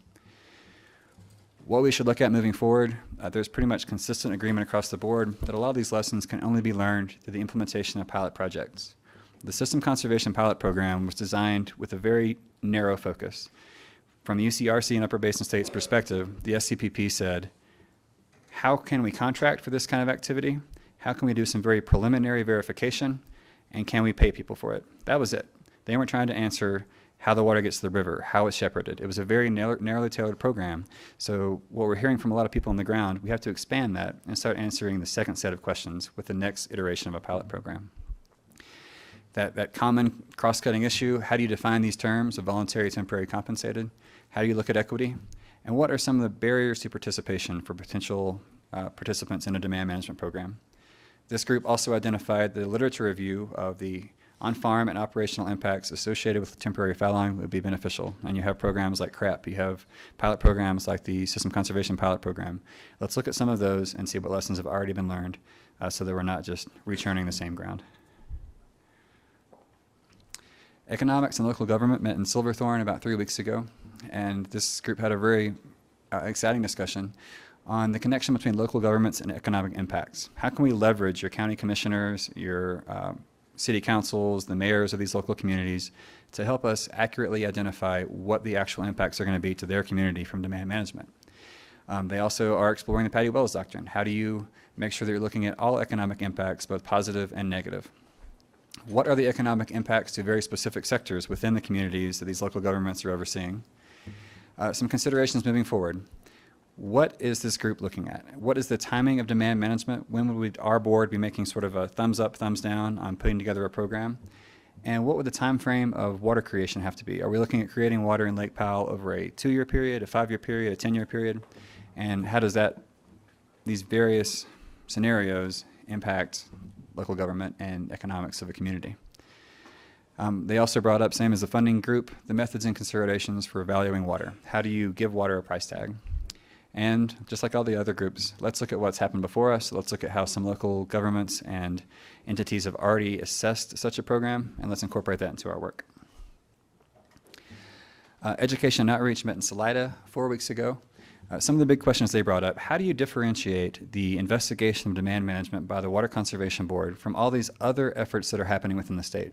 You have For the Love of Colorado, you have Proposition DD, you have some of the work by the Water Bank Working Group. How do you make sure that when you're talking to people about demand management, that you're differentiating your questions on the subject from other groups that are asking different questions for their own reasons?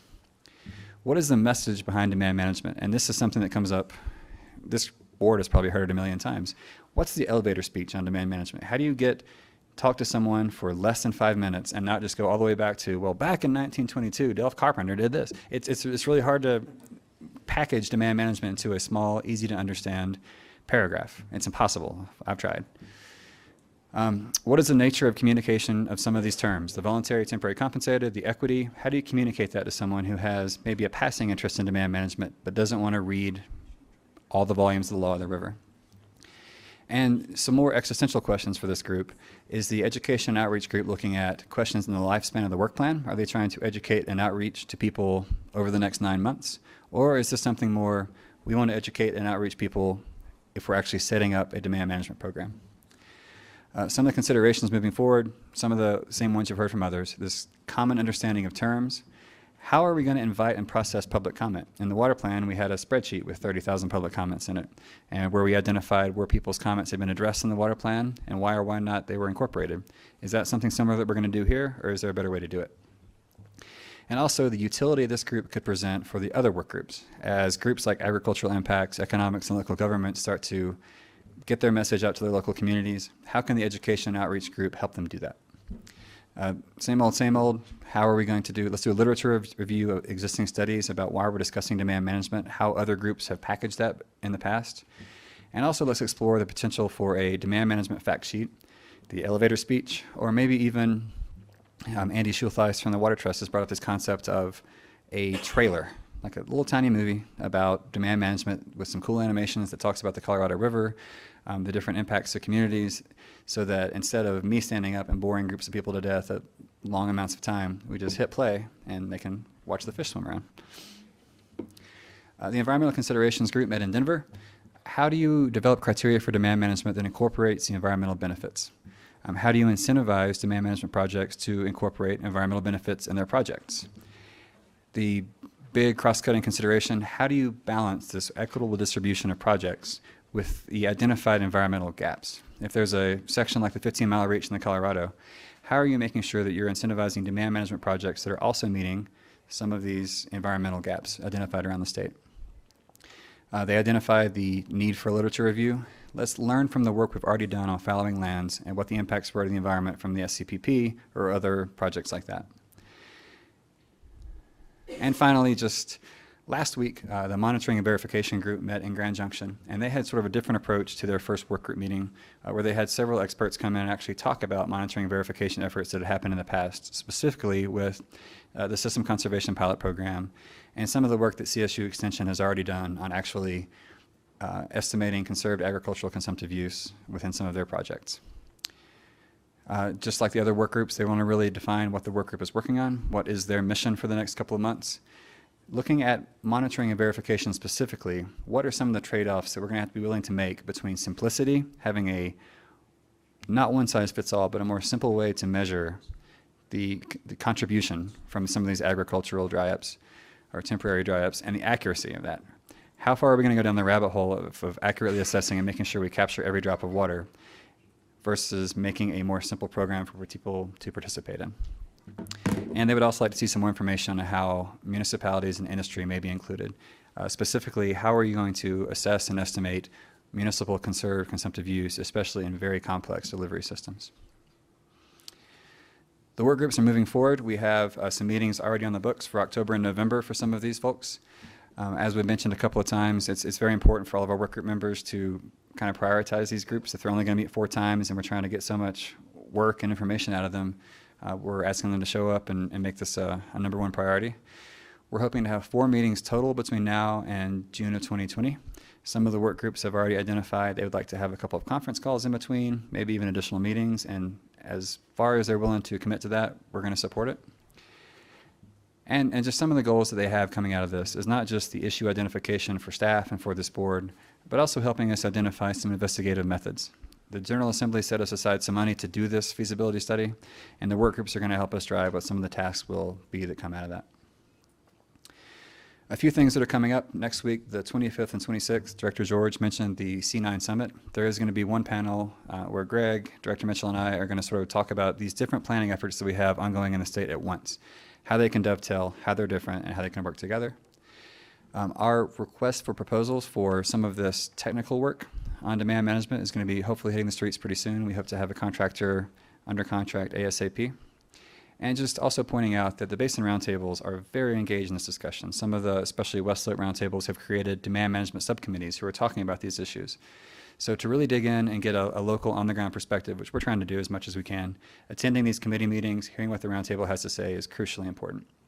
And Russ Sands and I have been kicking around the idea of tagging onto an IBCC meeting next spring and bringing all the work group members together, maybe for a summit or over an afternoon, because they're already talking about things they want to discuss with other work groups. So how can we facilitate that and make that work? Because there are cross-cutting issues that touch multiple work groups, multiple subject matter areas. And the one thing you have to ring every time, we don't think we're going to have a big answer for everybody in June. This is just the start of the process. This is the initial issue identification. This board is not asking us, and we're not asking you to give us a yes or no by July. And that's all I've got. Thank you all. Any questions? Thank you, Brent. Are there any questions for Brent? Excuse me, Director Brown. Thank you, Brent. Is there any possible way that we could work on getting some of these work groups online, maybe through the same methodology we do these CWCB meetings? I know, especially through the winter, to get people to travel and make it to some of these meetings, at least being able to hear the meetings, even if they can't participate, would be really useful. What do you think about that? That's a question we've heard from a lot of members of the public and also members of the work groups who have travel concerns. We've investigated some methods like just the streaming that we use here at our board meetings. Water Congress has this really cool video conferencing tool that we use for the webinar. We haven't really reached a decision on it. A lot of it, I think, for us from the project management team perspective is balancing the need for these work group members to really get into the weeds of a conversation with the potential, I think, for disrailing that a little bit from some folks who might be interested in coming and talking about subjects in depth that are not demand management specific. That said, they're all open to the public, and we are going to be doing summaries for everybody who couldn't attend. But I think if this board nudged us in the direction of more electronic-friendly meetings, that would be your direction. This is not an action item. This is informational only today. I'm nudging you. Okay. Consider me nudged. Director Hawkins. Thank you, Brent. And just given the remoteness of my region, I think I would second that nudge, even though this is not an official action. That was not a second on a motion. I was reflecting about where we were on the discussion about demand management in July, which was not that long ago. And I understand how important it was to get the process right here, but I have to say I am thrilled to see the substance of the discussion starting to come out. I can tell from the report out that we indeed do have some of the smartest people in the state thinking about this. So thank you for the level of detail, and I would like to see this level of detail in your reports. I'm very interested in what is coming out of the working group. So again, thank you, and you know, this is important enough that you don't have to have cool slides for us to be engaged. So thanks. Thank you. And in the future, we'll also have the written reports out from the work groups for your reference. Director Prinsloo, you had your hand up? Yes, as far as the remoteness and public meetings, I just thought I would offer, we've had really good success, and I'm the least of the IT people, I guarantee, in this room, but with Facebook Live, because they can email in, and you can choose to take a question or not a question, but thousands of people can listen in, and it really is, you don't need elaborate equipment on there. And so you can choose to allow them to be part of the process or just listen and be interactive. So you might just look at that. We'd be glad to connect you with the people that were working on that. Thank you. Great. Thanks for that suggestion. Director George? Very good. Progress is tangible, and I appreciate it very much. So remind us where you're posting all of your reports, the slides today, and as you have this avalanche of product coming in from the work groups, where do we go to watch that progress?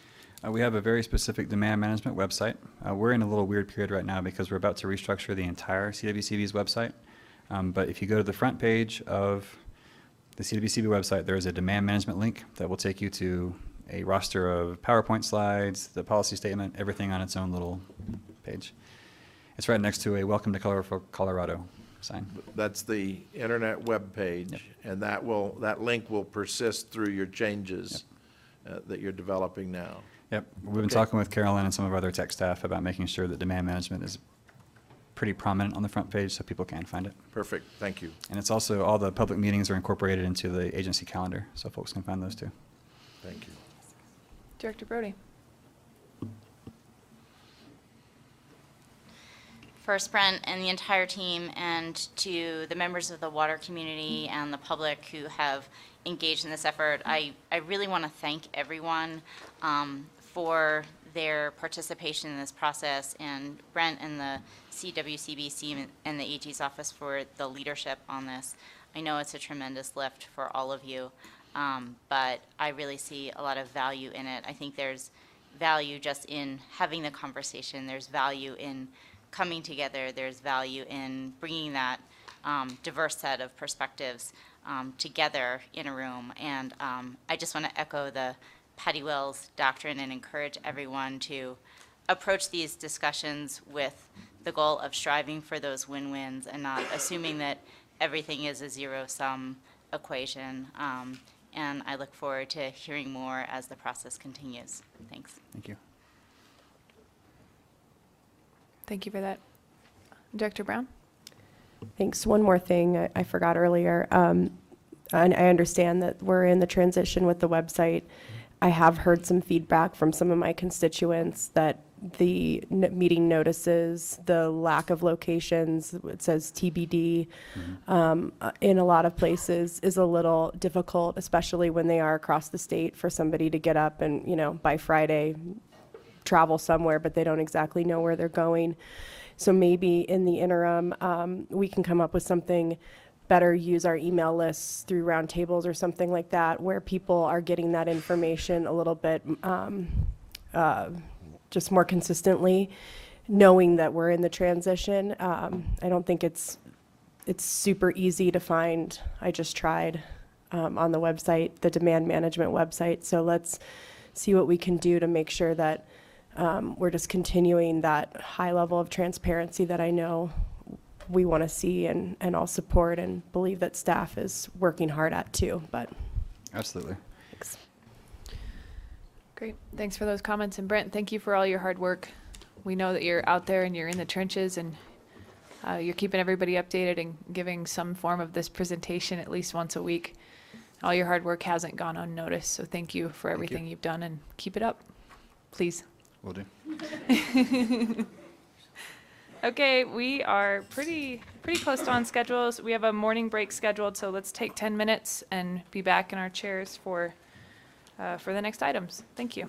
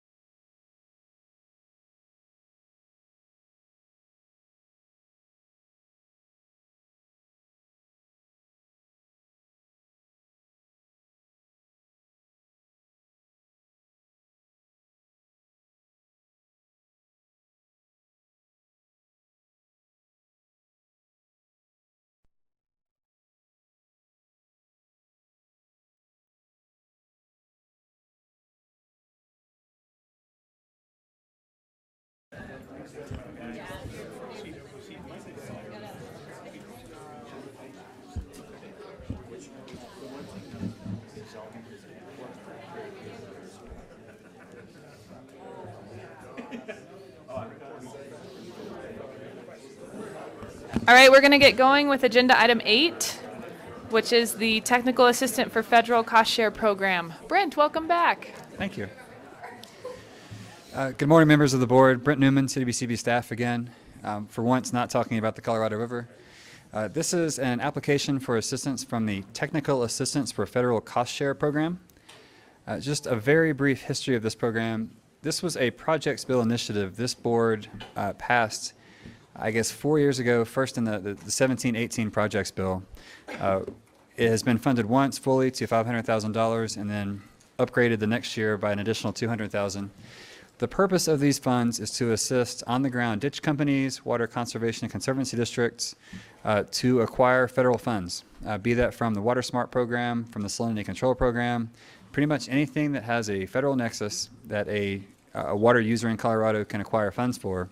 We're trying to help them do some of the preliminary engineering, some of the application assistance to leverage those funds for use within Colorado.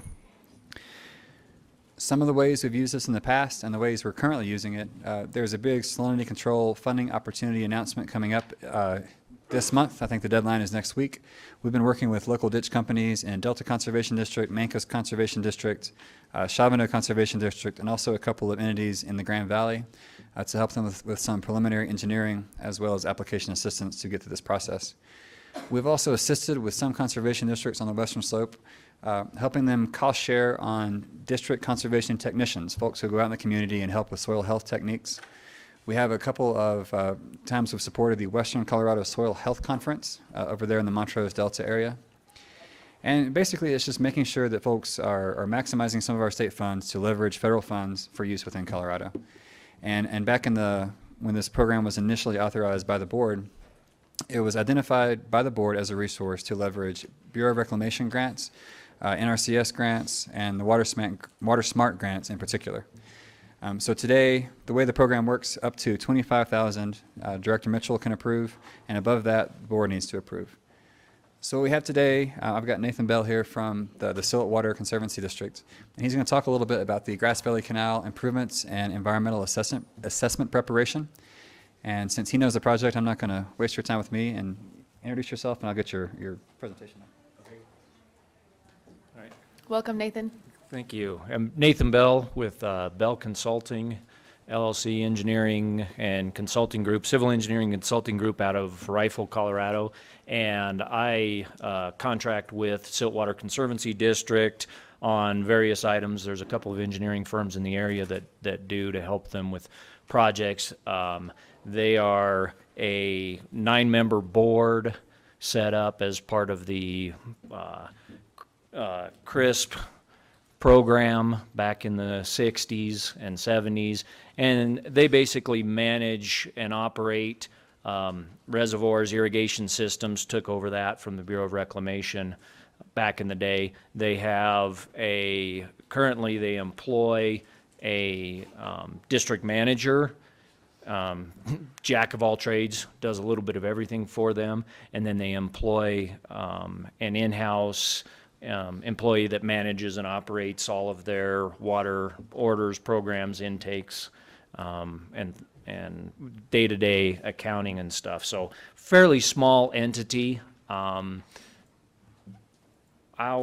guess we're up and running, and this is a bit hard to read. I don't know if you guys have all seen, okay, in the board packet, our grant application, and let's skip forward to, here's a schematic, and what I like to do is just show this because it's hard to see on the Google Earth picture, because we're talking about basically an engineering entity, operations, that controls and covers water for approximately 8,000 irrigated acres in the Silt and Rifle area.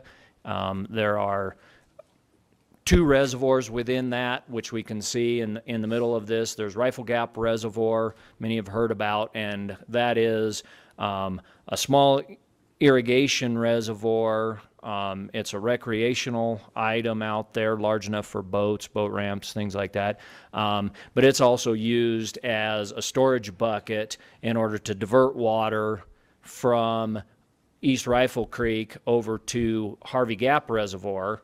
And Harvey Gap Reservoir is the entity that it stores and also distributes and is the focal point for distribution to the primary irrigated acreage, which you can see below that. You've got east and west laterals, Dry Elk Valley, and what we're here today for is asking for some assistance to work on the Grass Valley Canal component of this.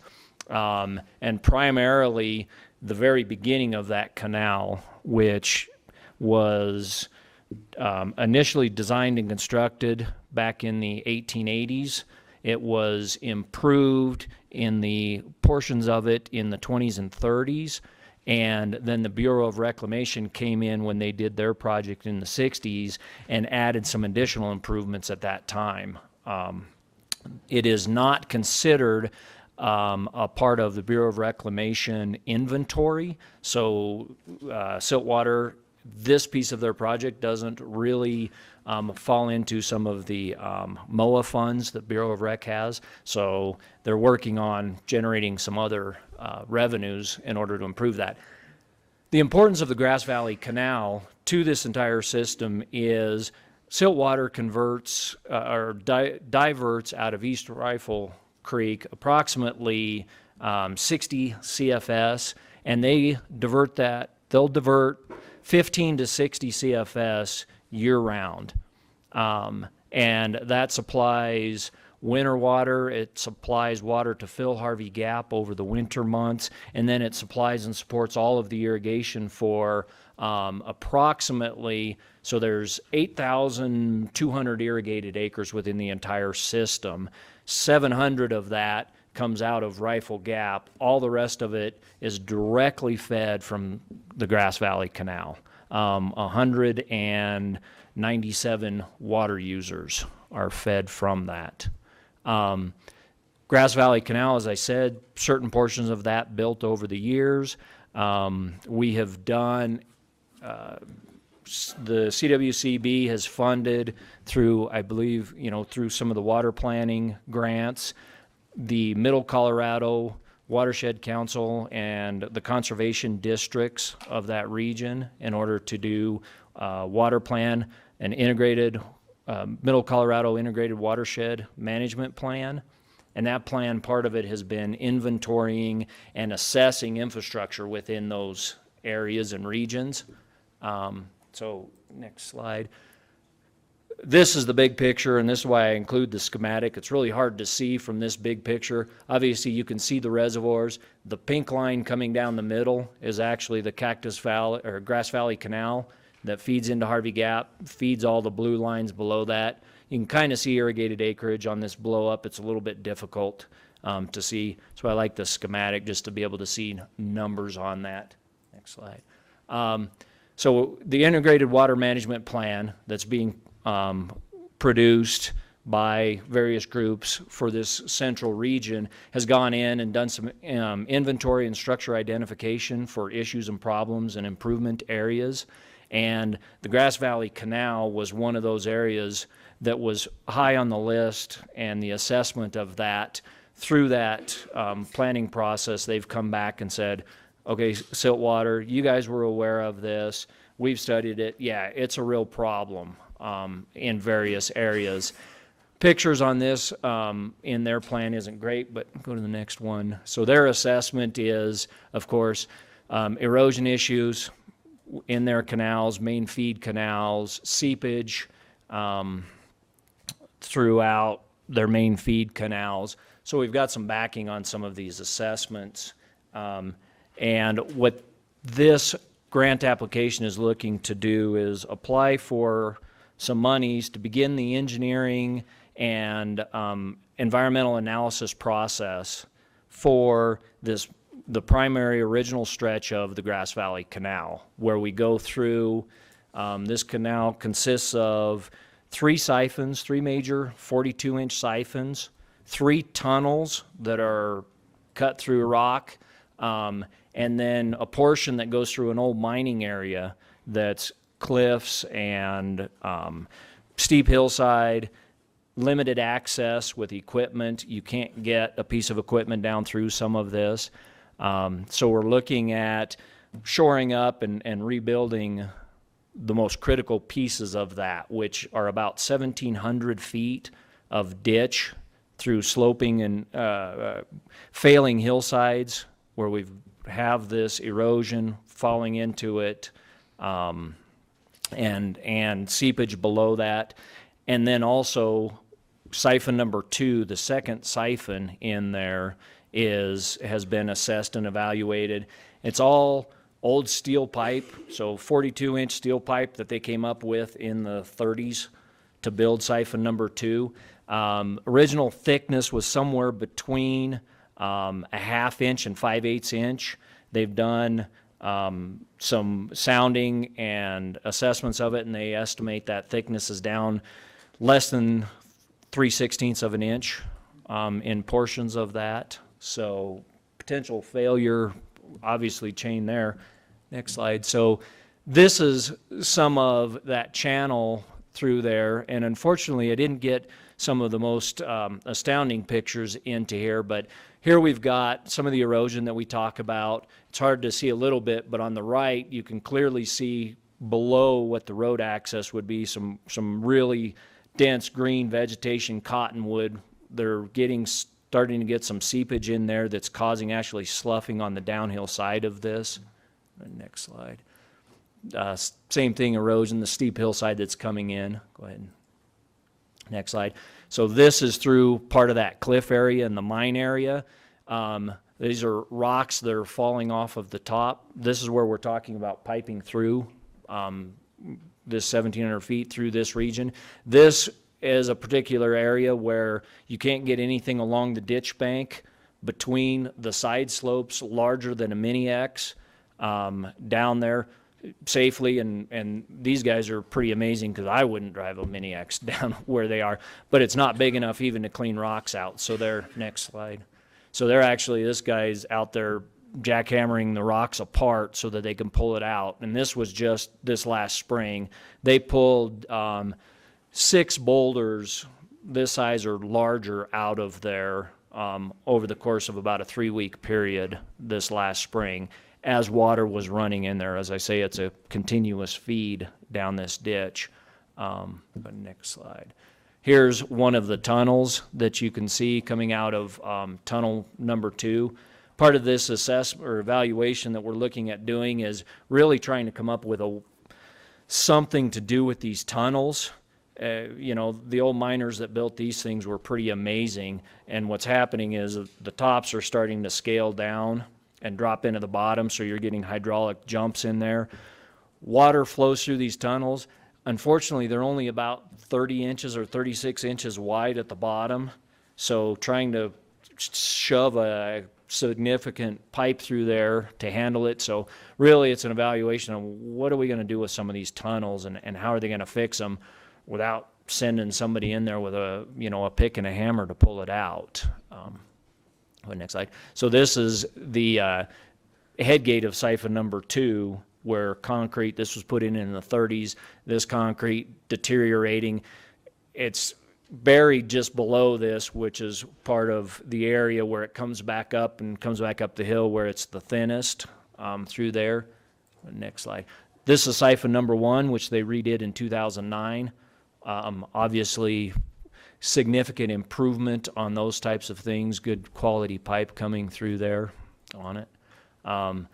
This is, once again, a stretch of the canal where they're looking to pipe it, where it comes out of the tunnel and runs underneath the rock ledge here for a ways. And this is vertical on both sides of this ditch as it runs through there. So this is actually a access point where they had a rock in there, and they had to go in with gas-powered hammers and pull it all out by hand. There was no access through there.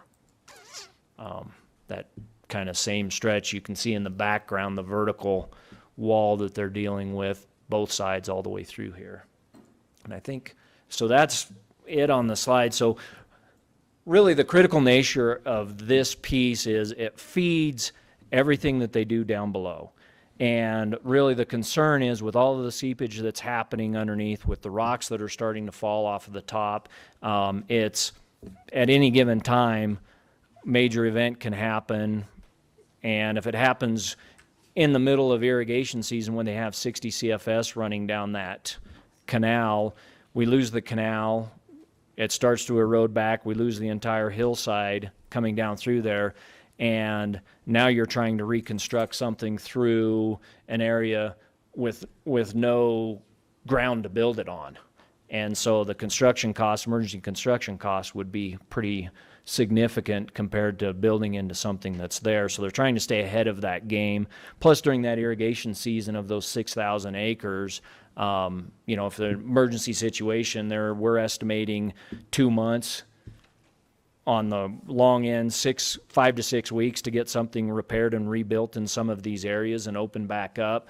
That's an entire crop for basically major producers, which equate to about 4,000 of that acres up there. So a pretty significant economic impact to the area.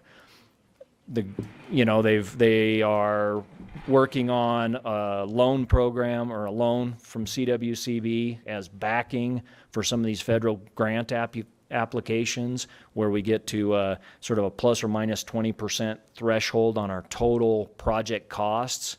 And right now we're just kind of throwing numbers out there because there hasn't been enough design work in order to even get to that threshold. That same threshold we've run into for some of the NRCS EQIP grants, Water Smart, and any of the core grants that we run into, or the Bureau of Rec grants that we run into on that. So that's why we're here for the ask on this. Thank you. Any questions? Are there any questions for Nathan? Thank you. All right, thank you. We've got a staff recommendation is to have us execute a $67,000 purchase order to SILT for the technical assistance related to these grant applications. Brent, are any other stakeholders here for the project? Nope. Okay, thank you. Are there any questions or any discussion with Brent? Director Schwartz? I'd like to move approval of the staff recommendation. It's been moved by Director Schwartz and seconded by Director Hawkins to approve staff recommendation on item 8. Is there any discussion? Director Yan? Yeah, I'd just like to say, Nathan, your schematic of it was helpful, and it's more like our systems in the South Platte. When you gave the Google Earth look, I couldn't relate.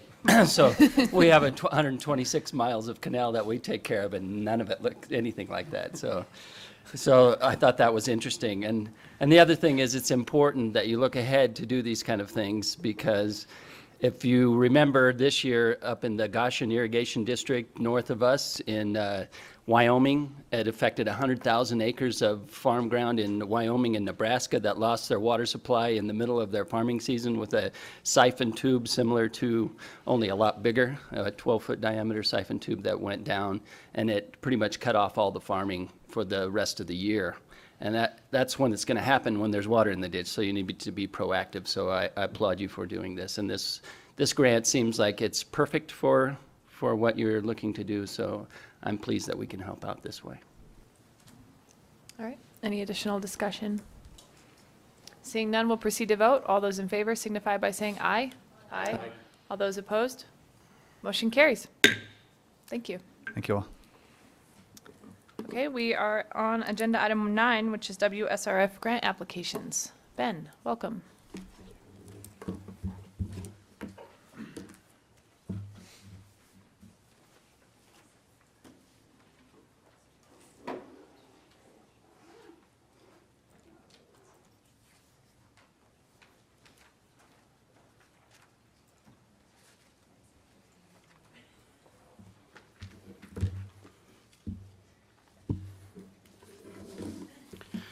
Thank you, Madam Chair and members of the board. For the record, my name is Ben Wade, CWCB staff, and presenting agenda item 9, items A through L. And I'll start with 9A. This is a grant proposal coming out of the Yampa White Green Basin that got, thank you, approval. The applicant is a Crawford Water Conservancy District. Project title is Lower Aspen Canal Piping Efficiency Project. As you can see on your screen, they've met the matching funds. Staff recommendation is for approval. The project manager for this particular grant would be Alex Funk. And just some highlights of this project. Grant funds would be used to assist the district in replacing approximately 9,000 feet of open, earthen, and leaking Lower Aspen Canal with closed HDPE pipe. This Lower Aspen Canal provides irrigation water for grass pasture and hay crops. The benefits would be improved management of 10,000 acre feet of water, the conservation of almost 220 acre feet previously lost to seepage, a reduction of 300. Uh-oh.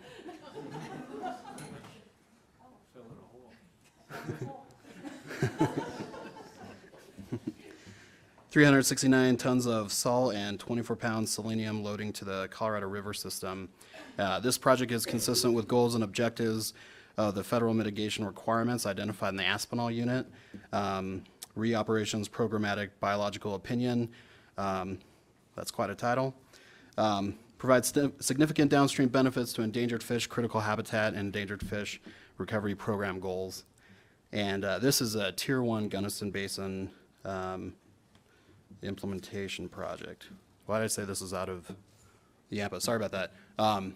This is out of the Gunnison Basin. With us today to make comments about the project or to answer any questions is the district manager, Gary Cry, and President Hank LaValle. So I'd like to bring them up. They're both with the Crawford Water Conservancy District. Gary and Hank, thanks for being here. If you could please introduce yourselves for the record. Yeah, Hank LaValle, President of Crawford Water Conservancy. And I appreciate the opportunity to have you consider this loan. Gary Cry, Manager, Crawford Water Conservancy. Thank you. Are there any questions for Ben or Gary and Hank? Okay, thanks for being here.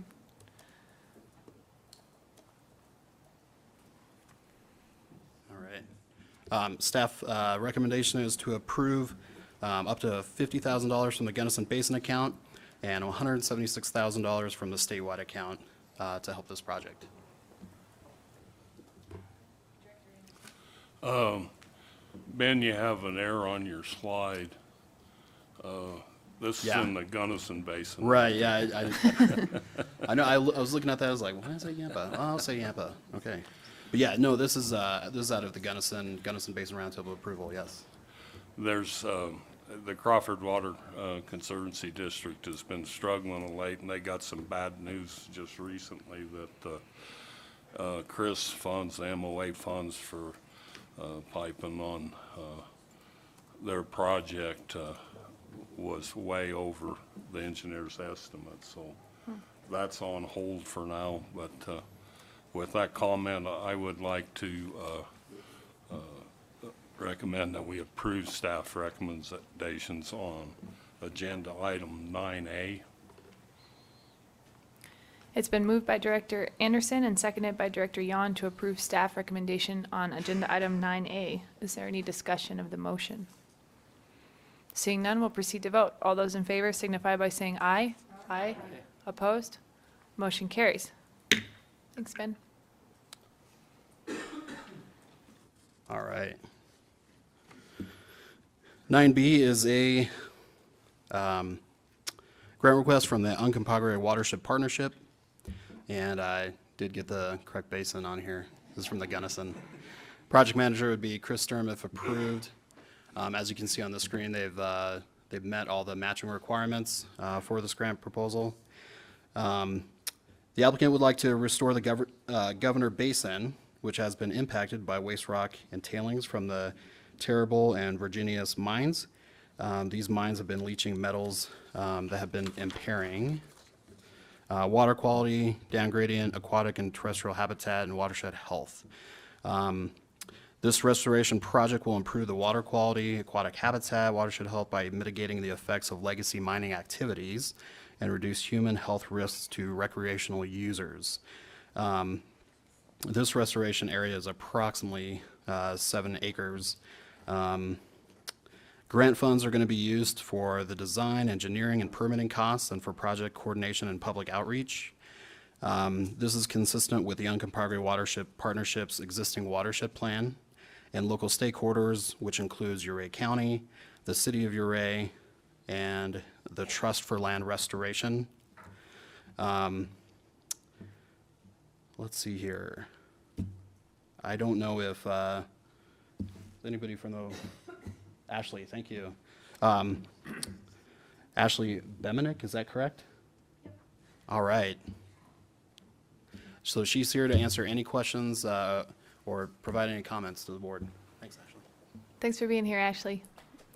Hi, I'm Ashley Bembenek for the record, and I serve as the Uncompahgre Watershed Partnerships Technical Coordinator, and I prepared the grant application. We're really excited to be here, and I'm happy to confirm that all of the funding listed in our application has been approved by other entities, so we're excited for your consideration too.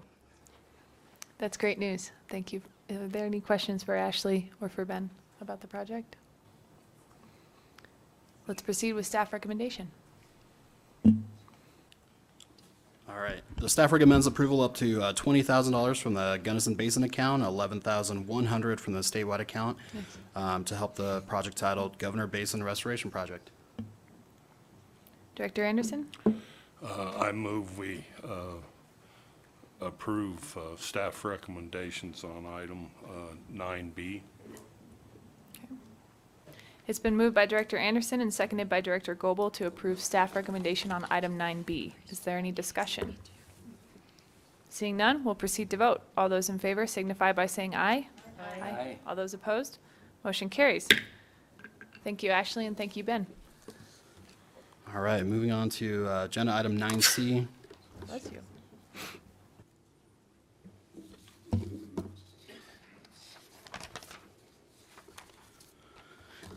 This again is coming out of the Gunnison Basin. The applicant is the City of Montrose. Project manager, if approved, is going to be Chris Sturm again. They've met all their matching requirements. A couple highlights from this particular project. The purpose is to assist the city to restore 0.65 miles of the Uncompahgre River adjacent to Montrose. The Uncompahgre provides field irrigation and supports a robust agricultural economy in this particular region. The intent is to mitigate the following observed issues in the project reach: unsustainable active channel, active bank erosion and lateral migration, limited number of riffle pool sequences, suboptimal overall aquatic habitat, limited off-channel backwater habitat, and a few others. So this project will help to reestablish those resilient channel alignment, creating an active channel width balanced with flow and sediment load, connecting the river to its floodplain, creating a stable riparian zone adjacent to the channel, improving fish and other aquatic habitat, stabilizing the river banks, and providing access to the public. This project is in the 70% designed. The remaining design will be completed prior to construction later this fall. And so these funds are going to be, the water supply reserve funds are going to be used for construction. Is Kendall Kramer in the audience? Here, Kendall. All right. I'll let you introduce yourself, Kendall. Thank you. I'm Kendall Kramer. I'm the grant coordinator for the City of Montrose, and I'm glad to be here today. Thank you for your consideration of our grant proposal. One thing that we need to bring to your attention in the effort to be transparent is that we had some problems with our procurement process and had some challenges. So the start date has been delayed by a full year until next fall. The best time to do this project is about right now due to the flows on the Uncompahgre, this stretch of river through Montrose. It's basically, for most part controlled by releases from the Ridgeway Reservoir and Dam. And so from about November through March, that's the best period. With those challenges that we've had, we've decided that we're going to reprocure this project, and it's already 70% designed, which the city does have ownership to that 70% design. And then we will be selecting a contractor for design build. Originally, we had selected a contractor for the design, which finished the 70%, and then we were going to select a contractor to finish the remainder. But with that being said, there were some challenges. And so we're going to miss that best construction period based on the weather and the flow on the river. That being said, the city of Montrose and the Montrose Urban Renewal Authority, which is the urban renewal authority that owns this property, or they are committed to this project. They've already approved a loan amount for the $1.1 million, so that match is still secure. This project is a critical component of redevelopment in Montrose and our river corridor. It builds upon our past efforts to improve the river corridor. Just right up the river, we also have our Whitewater River Park, and we've done some other work in the past with Colorado Parks and Wildlife. That being said, this is one component of more like a three component project. There's 3 phases of this project, but then this also supplements or complements other projects, including our GoCo Trail that is nearing completion, which is a $4.5 million trail in this section here. The city has provided a $2 million match along with the Montrose Recreation District. There's also, again, this is a Mira development here, Colorado Outdoors, the parent company of Ross and Able Reels, just opened their new manufacturing facility just north of the little pond there that you see. It's a beautiful facility there that employs 50 people. And then so that new manufacturing facility is open. And then the other component would be this river restoration, which is a 3-phase project and will cost a total of $2.7 to $3 million when completed. So that being said, I just wanted to make that clarification. The project, although delayed by a year, the city and the Mira Board are still committed to this project and reassure you that it will be going forward.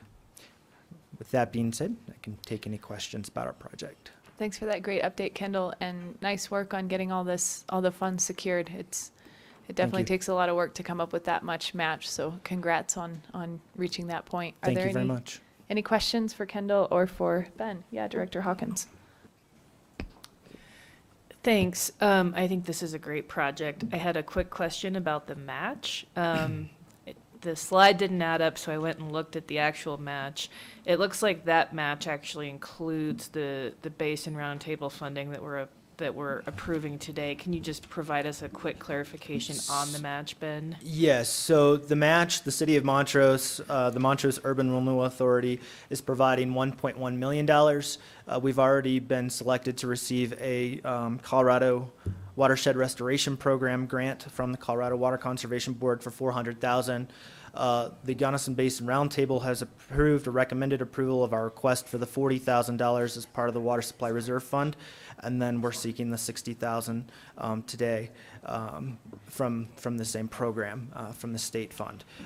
So the phase 1 is about $1.6 million. There's actually already been a little bit of work that we were able to do because we were going to lose our new Connect Trail that was built due to bank stabilization, so that we're actually putting in about $200,000 more than our match that states up there. Does that answer your question?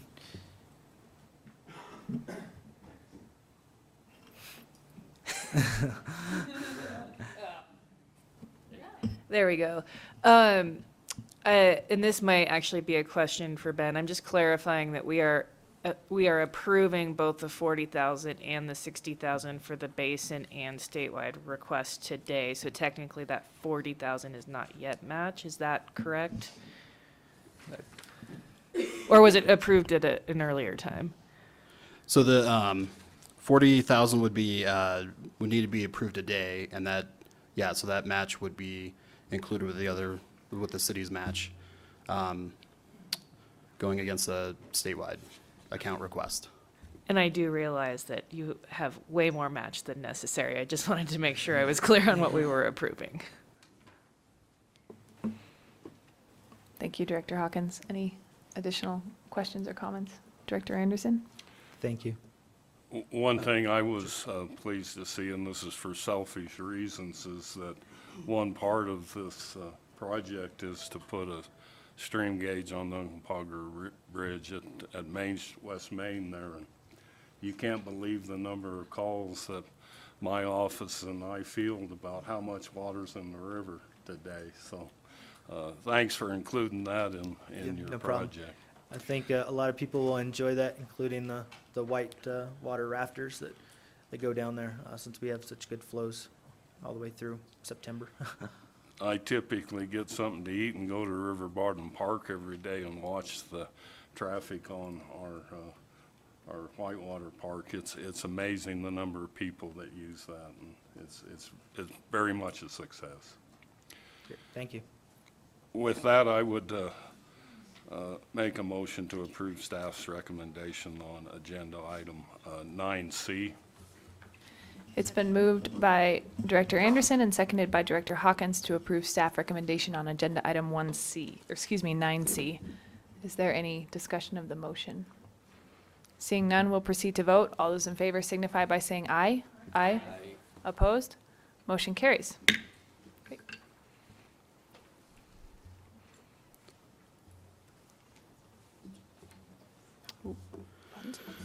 All right. Thank you, Madam Chair and Board. Moving on to agenda 9D, and I'm just checking to make sure. Craig's on vacation. I got to throw him under the bus.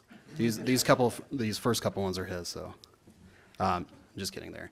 But 9D is a application from 4 Mile Watershed Coalition District, and the 4 Mile Watershed Coalition, and the grantee is going to be the 4 Mile Fire Protection District. As you can see, they have some matching funds from DOLA. This is a grant that has been approved by the South Platte Roundtable.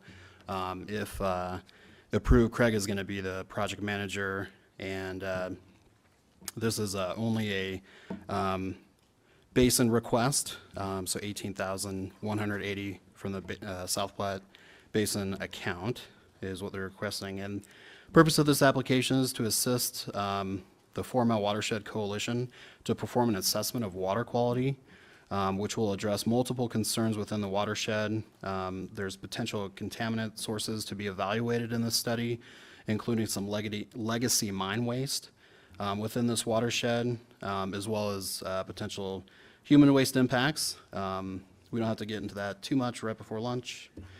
But they're going to be gathering a lot of data, addressing each of these concerns at various levels. They're looking to get 28 water samples to collect those and analyze those from approximately 15 streams. And again, just seeing the impacts downstream.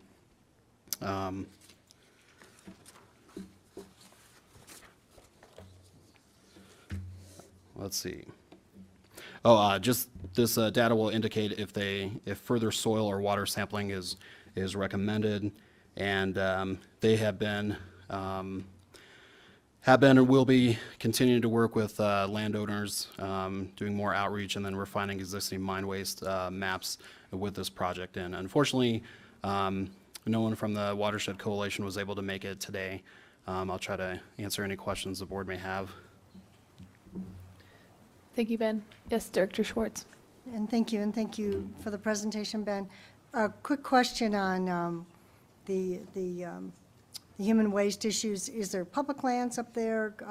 These are camping areas that people are utilizing. Is there some discussion of some sort of a, Right, these would be camping areas on U.S. Facilities Forest Service land, and so they're looking at impacts from camping and then other transient camps that have been in those locations as well. So will they be just discussing facilities with whoever are they? I don't know if they're state facilities or federal facilities or federal lands. Right, I'm sure they're having discussions with those stakeholders Yeah, as this progresses, yeah. So as you're looking at, certainly the drainage through the mines, but we also have to look at the source of the other issues. And Correct. hopefully that's part of the conversation. Correct, yeah. Thank you.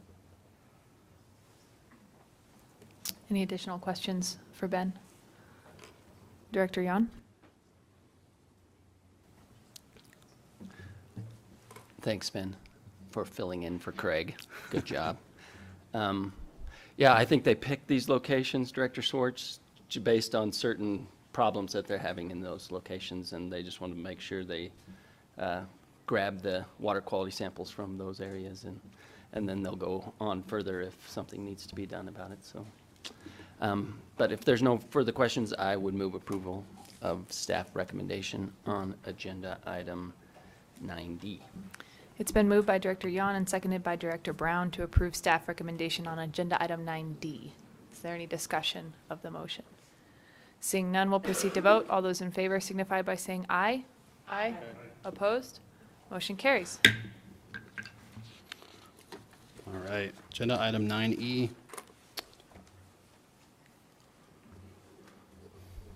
This is another basin-only request from the South Platte Basin for $59,655. The applicant is a Colorado Master Irrigator.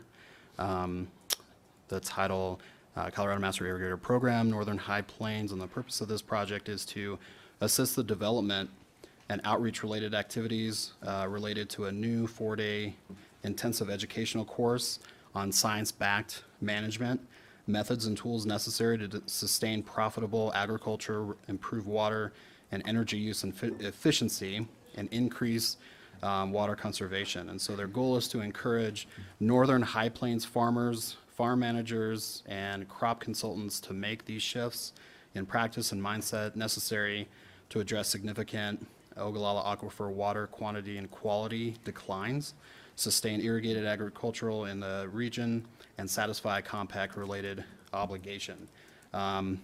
They formed a project advisory committee that includes members from the Northern High Plains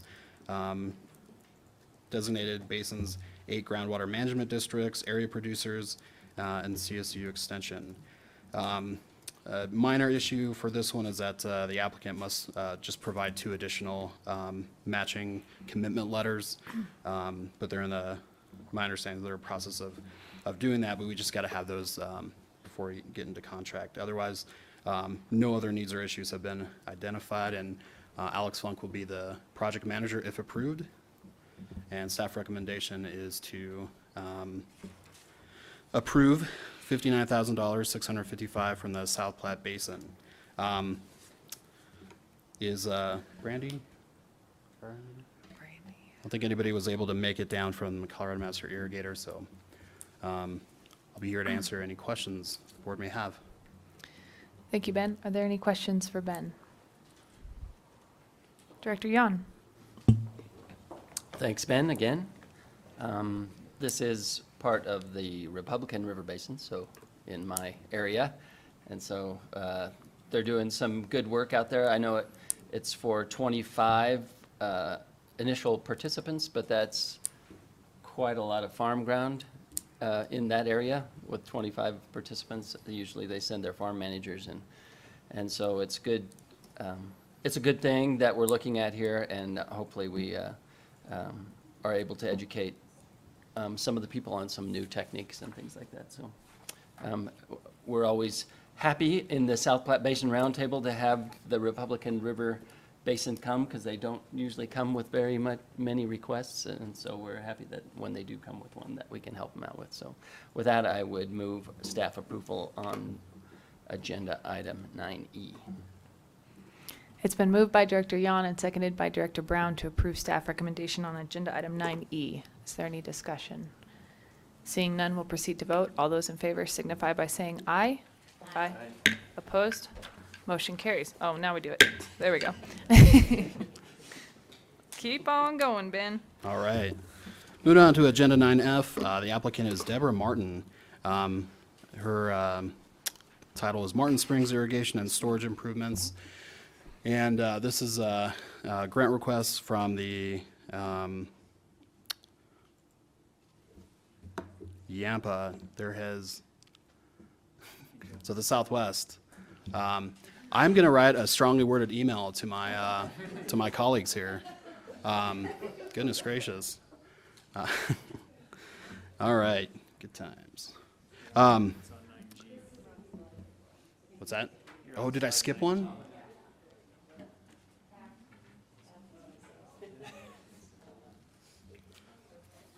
I did skip one. Hang on one second here.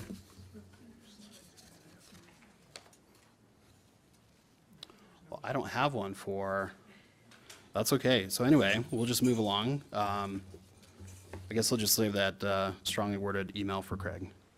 I'm just kidding.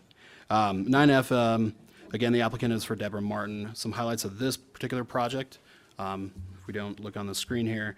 But this is to assist Deborah Martin to make improvements to an existing storage pond and develop an irrigation system. Some of the activities include developing a point of diversion by constructing a stainless steel headgate, 50 feet of 12-inch HDPE pipe, and a stainless steel frame. Then approximately 600 liner feet of lateral swale ditch will be constructed to provide conveyance 0.6 CFS of surface water for flood irrigation on approximately 12 irrigated acres. Also, some of these funds will be used for dredging the existing storage pond to remove accumulated sediment to provide capacity for the absolute storage right of 3.5 acre feet. The improvements will promote agricultural uses for livestock watering and irrigation for grass hay production, as well as help improvements to protect wildlife habitat in her area. No other needs or issues have been identified, and Craig will be the CWCB project manager, and the applicant has met the matching requirements for this request. The request, staff recommends approval up to $7,462 for the Yampa White Green Basin account to help fund the project titled Martin Springs Irrigation and Storage Improvements, and she wasn't able to make it here today, so again, I'll be available to answer any questions the board may have. Thank you, Ben. Are there any questions for Ben? Director Jan, do you have a question? I have a question. Okay. Ben, do you know, is there a water right associated with this? It sounds like a new diversion. I didn't know if there was a water right that already existed. There is, so I'll take this, Ben. Thank you. They actually came before us in 2018 with this grant application, and we made it conditional upon their decree from the water court, which they received. I just missed the date on this, but they do have a decree now, so we covered that. Thank you for the question. You're welcome. Yep. And then I noticed in our board packet, it says the water sources from the Northern High Plains Aquifer, and I was wondering what you were doing in my area. I can't talk about that here. That should be the Elk River, I believe. They are tributary, I believe it's, the tributary is Red Creek, if I'm correct. Thank you. But we can talk about that offline. If there are no other questions, I would make a motion to approve staff recommendation of $7,462 from the Yampa White Green Basin account for the Martin Springs Irrigation and Storage Improvement Project. Been moved by Director Brown and seconded by Director Yon to approve staff recommendation on agenda item 9F. Is there any discussion? Seeing none, we'll proceed to vote. All those in favor signify by saying aye. Aye. All those opposed? Motion carries. Okay.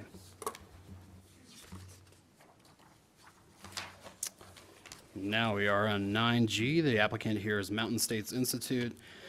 The title of this project is the Upper San Juan Watershed Enhancement Partnership, multi-use project. And this is a grant request from the Southwest Basin account only for $7,500. Project manager, if approved, would be Megan Holcomb. And this grant would support the Upper San Juan Watershed Enhancement Partnership in the next phase in a multi-use stakeholder engagement process. Partnership was formed to better understand environmental and recreational water supply needs in the Upper San Juan River Basin to identify opportunities for collaboration. This request will help support a plan and preliminary cost estimate for a stream management multi-use project on the largest and most senior irrigation ditch in Archuleta County. Today with us is Melly Whiting. She is on the the Watershed Enhancement Partnership Steering Committee. So I'm going to invite her for some comments. Melly, thanks for being here. Thank you. For the record, Melly Whiting, Trout Unlimited. And just the only thing I'd like to add to this, and Director Hawkins is part of the steering committee as well, so I'm sure she may have some comments. But, you know, what we're going to use this, it's a conceptual design, if you will, of a multiple purpose, multiple use project, which also includes providing access, badly needed access to the San Juan River for boating purposes is part of it as well.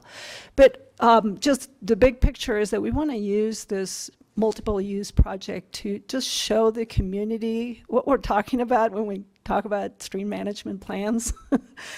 This group is working toward a stream management plan, potentially an integrated water management plan. We're going to be coming back to you for funding for phase 2 at some point in the future, but we're having a little bit of a hard time explaining to the community what we're doing.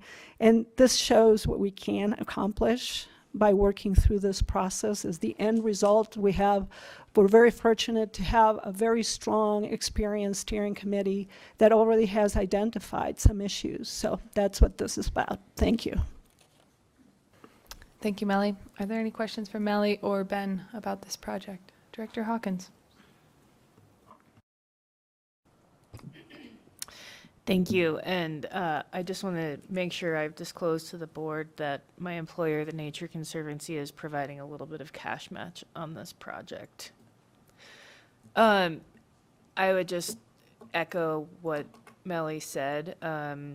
This really came out of the Watershed Enhancement Partnerships work, which is their renaming of the stream management planning effort.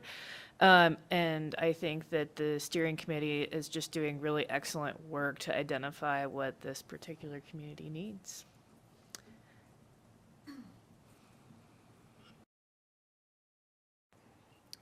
Great. Do we have staff recommendation?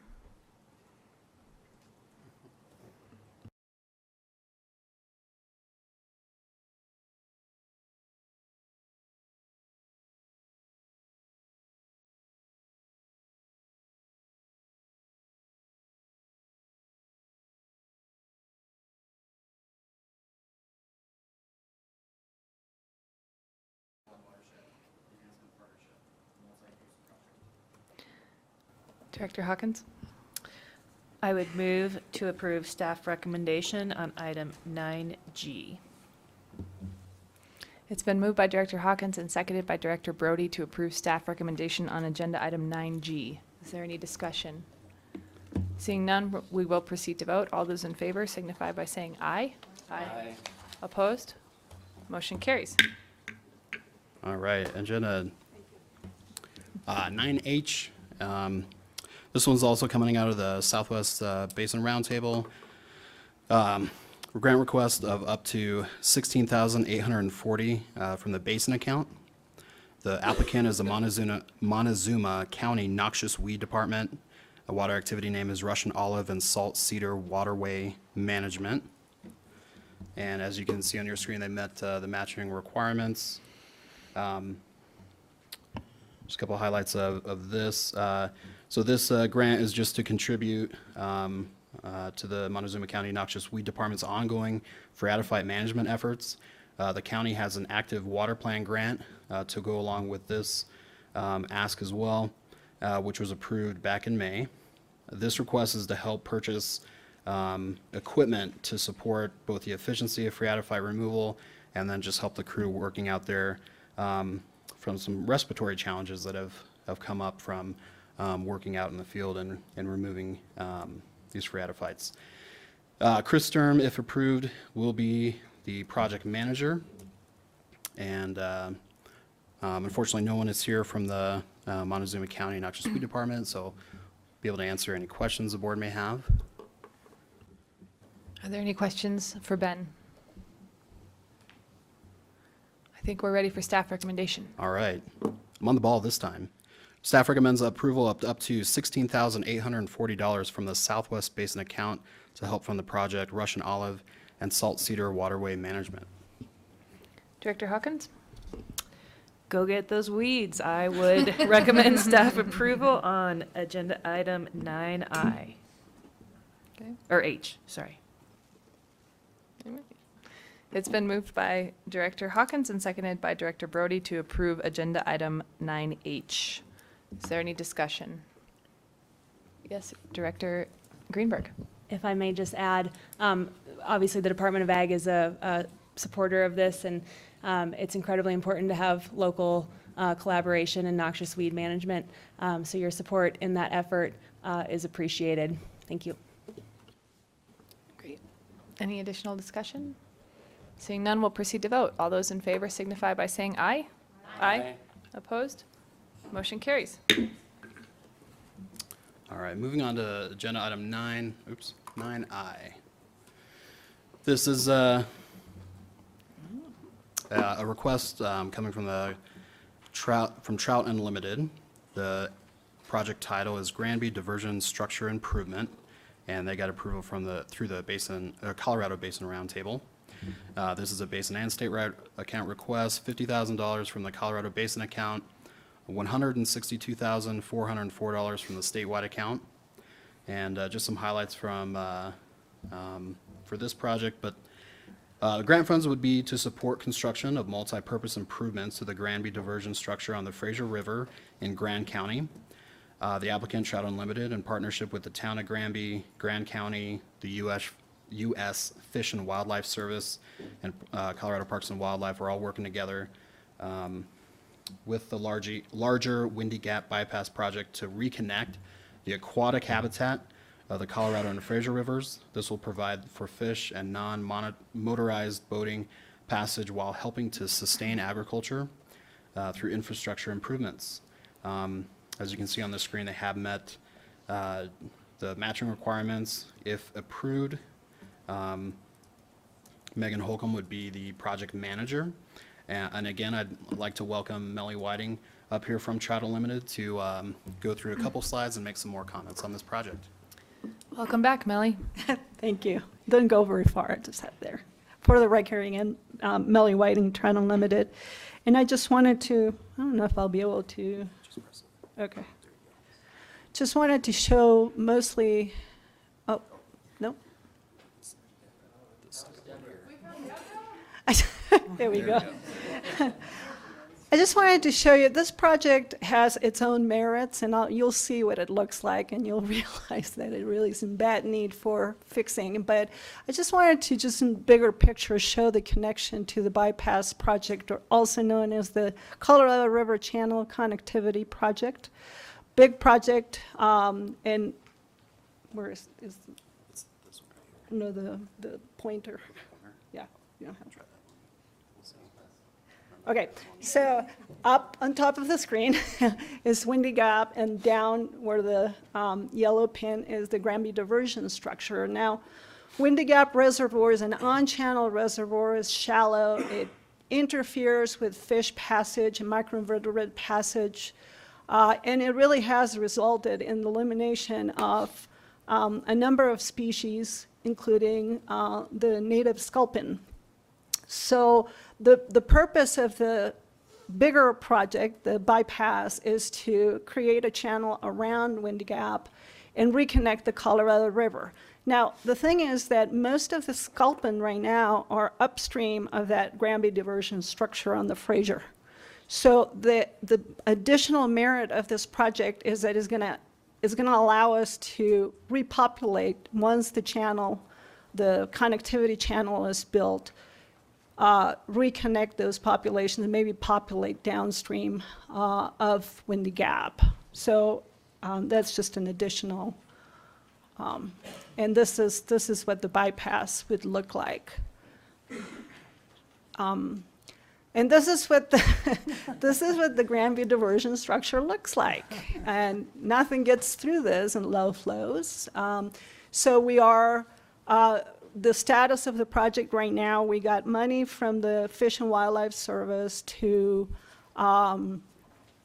well, both money and their incredible expertise to start developing a design. The design is going to be completely done by the end of this month.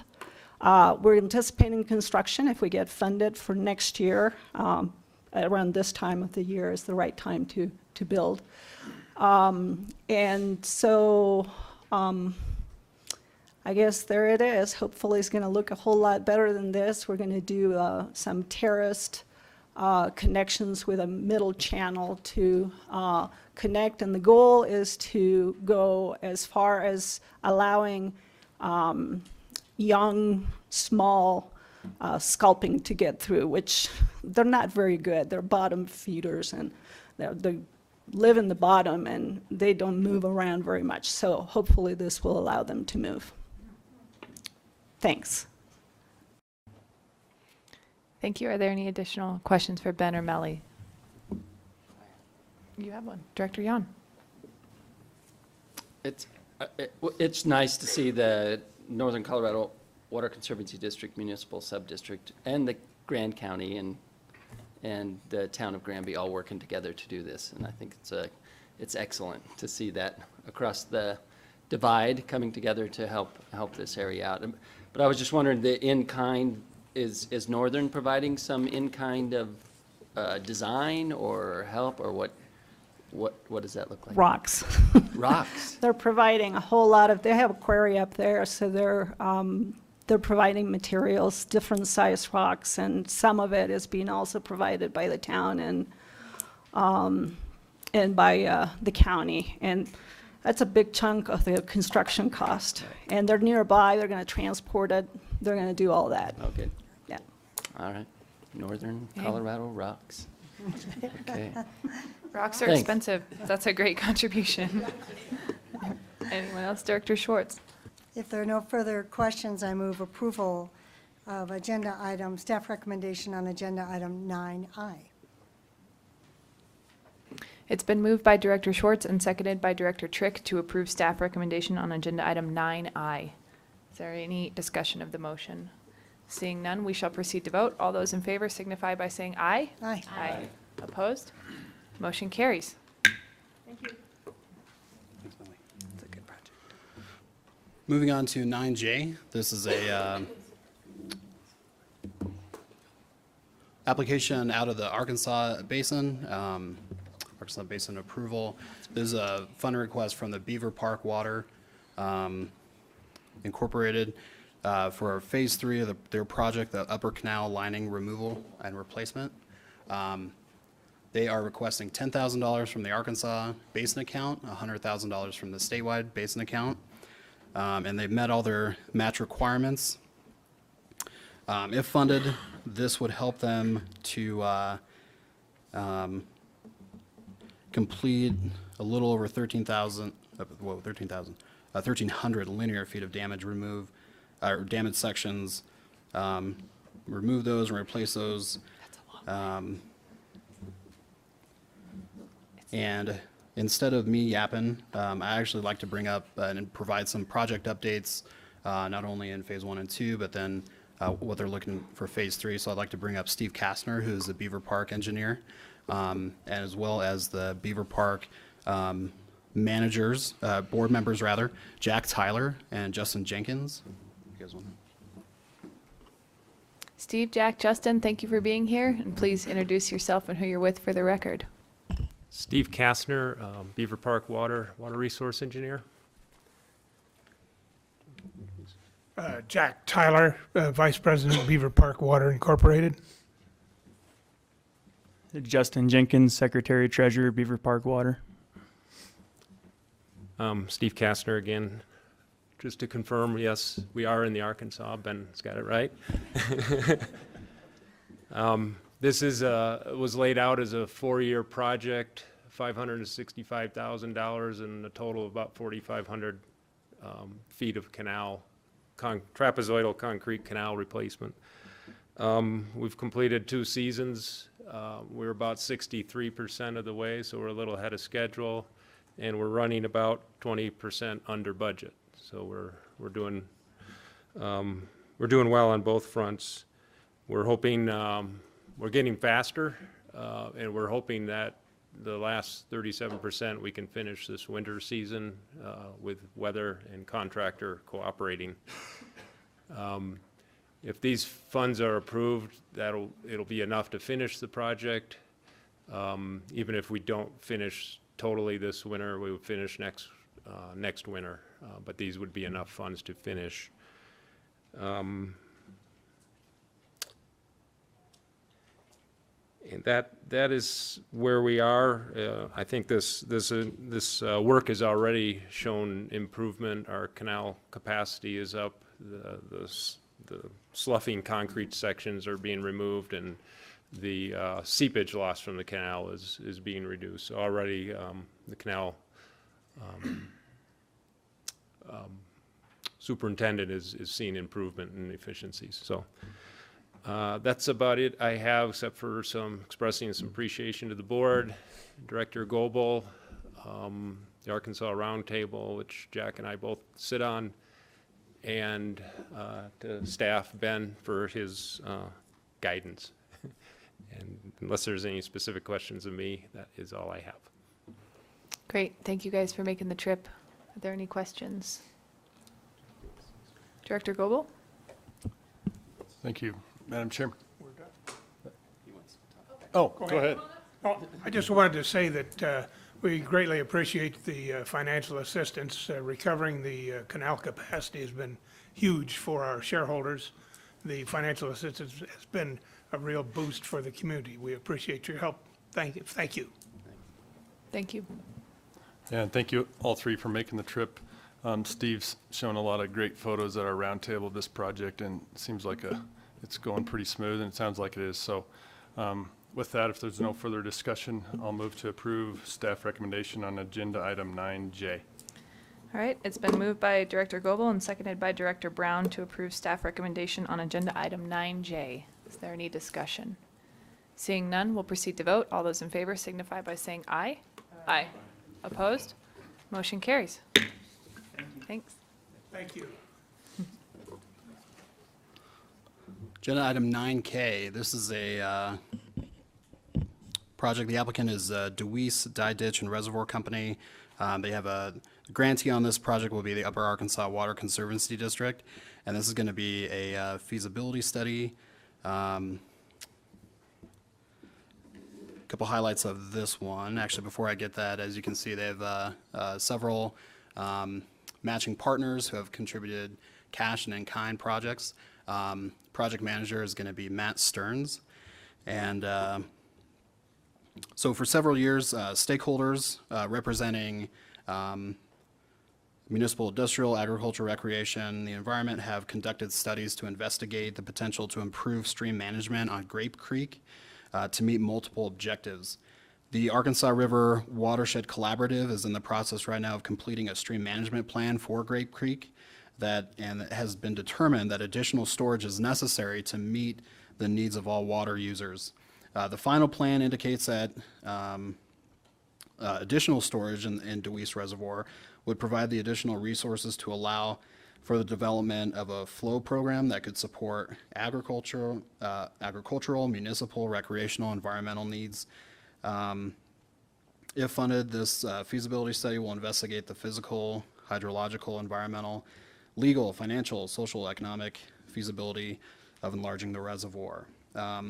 Major component the applicant wanted to point out will be to continue the work previously developed through the stream management plan to engage all the stakeholders, build collaborative partnerships, develop strategic financial and management plans to meet multiple objectives. With us today is Terry Skanka, General Manager of the Upper Arkansas Water Conservancy District. So I'll invite him up to make any further comments and answer any questions. Thanks, Ben. Welcome, Terry. Good afternoon. I'm Terry Skanka, General Manager of the Upper Arkansas Water Conservancy District. Appreciate the staff's assistance and everything with this project. This project started some time ago, about 10 years ago. My hair was darker then. But basically the BLM and the DeWeese Dye Ditch Company came to the Upper District seeking water so they could have winter flows in Grape Creek to support the fishery. The Upper Arkansas District also had a need. The need was to have some storage space in Deweese Reservoir for our umbrella augmentation plan in the Upper Arkansas Basin. And so we collaborated with BLM, Colorado Parks and Wildlife, and the Deweese Ditch Company to be able to make that water available. They gave us some space. As this project progressed, we wanted to have more water available, which means we needed more space. The ditch company has had a combined system of direct flow water rights and water rights from storage. And so we did with the assistance of the BLM, we did an efficiency study of the ditch delivery system, the irrigation delivery system. And our engineers ascertained that in order to improve the system much more, we needed more space in Deweese Reservoir. Because there's a lot of exchange capacity on Grape Creek at certain times. So we were able to exchange fully consumable water into the reservoir and then retime our augmentation releases to match the demands on the stream and the demands for the fishery in the wintertime to help improve that. And then that led to this study we have before you is the feasibility of enlargement of the reservoir so we could have more space to be able to do that. So essentially that is the project history and where we are. And I'll entertain any questions you might have. Thank you for that description, Terry. You bet. Is there any questions for Ben or for Terry about this project? Okay. Director Goebel. Thanks, Madam Chair, and thanks, Terry, for making the trip over the hill. It seems like quite a few partners and quite a process to get to where you are, and quite a long road ahead, but it seems like a really good project. So with that, I'll move to approve staff recommendation on agenda item 9K. It's been moved by Director Goebel and seconded by Director Yon to approve staff recommendation on agenda item 9K. Is there any discussion of the motion? Seeing none, we'll proceed to vote. All those in favor signify by saying aye. Aye. Opposed? Thank you. Motion Thank you carries. very much. I appreciate your assistance. Great. Thanks again for being here. All right, Ben, we've reached it. 9L. Oh, it's the last one, 9L. Hopefully there's no hanger issues. I know it's this one before lunch. So we'll go through here pretty quickly. Finally, Otero Ditch Company is our last applicant. Their project title is Otero Ditch Infrastructure Updates. They've met all the matching requirements. They're asking $5,000 from the Arkansas Basin account as well as $50,000 from the statewide account to help fund their project here. And so we'll start off with the ditch company's head gates and diversion structures were built back in 1911, and because of obviously over 100 years of weather and water events, these structures and head gates have deteriorated and they need replaced. The inlet structure is 1/2 mile downstream of Otero Ditch's Arkansas River Dam. Concrete needs to be reinforced, perhaps replaced with reinforced concrete caps, reinforcing the abutments all the way down into the water. The head gates on the structure currently have 4 head gates. However, only 2 5-feet wide gates will need to be replaced with new head gates. This work will be Arkansas River water diverted into the Otero Ditch of approximately 5,140 shares in Otero Ditch with 80 to 123 CFS of decreed winter water and or summertime flood water diverted according to the Arkansas River Priority System and a second 1903 decree of 334 CFS. So this would help grant funding would help to update the Tempest Creek wastegate structure. This structure needs to be cleaned out. A new 10-foot gate or even 2 5-foot gates will be placed in the structure to aid in keeping the structure clean and functional. Finally, grant funds will also be used to utilized to reinforce a deteriorating culvert that carries drain water approximately 25 yards south of the wastegate structure. I will be the project manager on this one if approved, and unfortunately, Amber Weber, who was the grant manager on this one, had a scheduling conflict, but also, unfortunately, is under the weather today. So She sent this email, just a quick statement to the board. I'll read this real fast. Thank you for consideration and continued support. Otero Ditch Company is grateful for the opportunity to bring this grant before you. Without assistance, major infrastructure updates would continue to be put on hold, which would lead to an inefficient water delivery and a potential break of several points of system. Thank you for your consideration. With that, I'll answer any questions the board may have. Thanks. Are there any questions for Ben? Yes, Director Schwartz. And thank you. And just a little clarification on the in-kind from the Otero Ditch Company and what that would consist of. And just a question, I thought the $5,000 from the basin account was small, a small amount compared to the state contribution, but wondering what maybe that conversation was about, or if it's all they had asked. So anybody have any insights on that? Yeah, they could have used more basin account money, but I think that's just kind of where they felt they needed the help was a smaller ask, but then leveraging statewide money for this project as well. The in-kind, I believe, would just be work on these different aspects of this project, would be where their in-kind contribution would be. Technical? Yes. Okay. Thank you. Any additional questions? Director Goebel? I would move to approve staff recommendation on agenda item 9L. It's been moved by Director Goebel and seconded by Director Brown to approve staff recommendation on agenda item 9L. Is there any discussion? Seeing none, we'll proceed to vote. All those in favor signify by saying aye. Aye. Opposed? Motion carries. Thank you, Ben. All right, we are at one of my favorite parts of the day, which is lunch. A reminder that we have enough food for the board and staff, but unfortunately, we probably don't have enough for the public. So if you want to risk it and hang around and see if there's some leftovers, you're welcome to, but I might recommend visiting one of our fine local establishments to get in and out quickly. Let's shorten lunch a little bit so we can try to get back on schedule. We'll take a 40-minute lunch and be back here at 1:20. Thanks, everyone.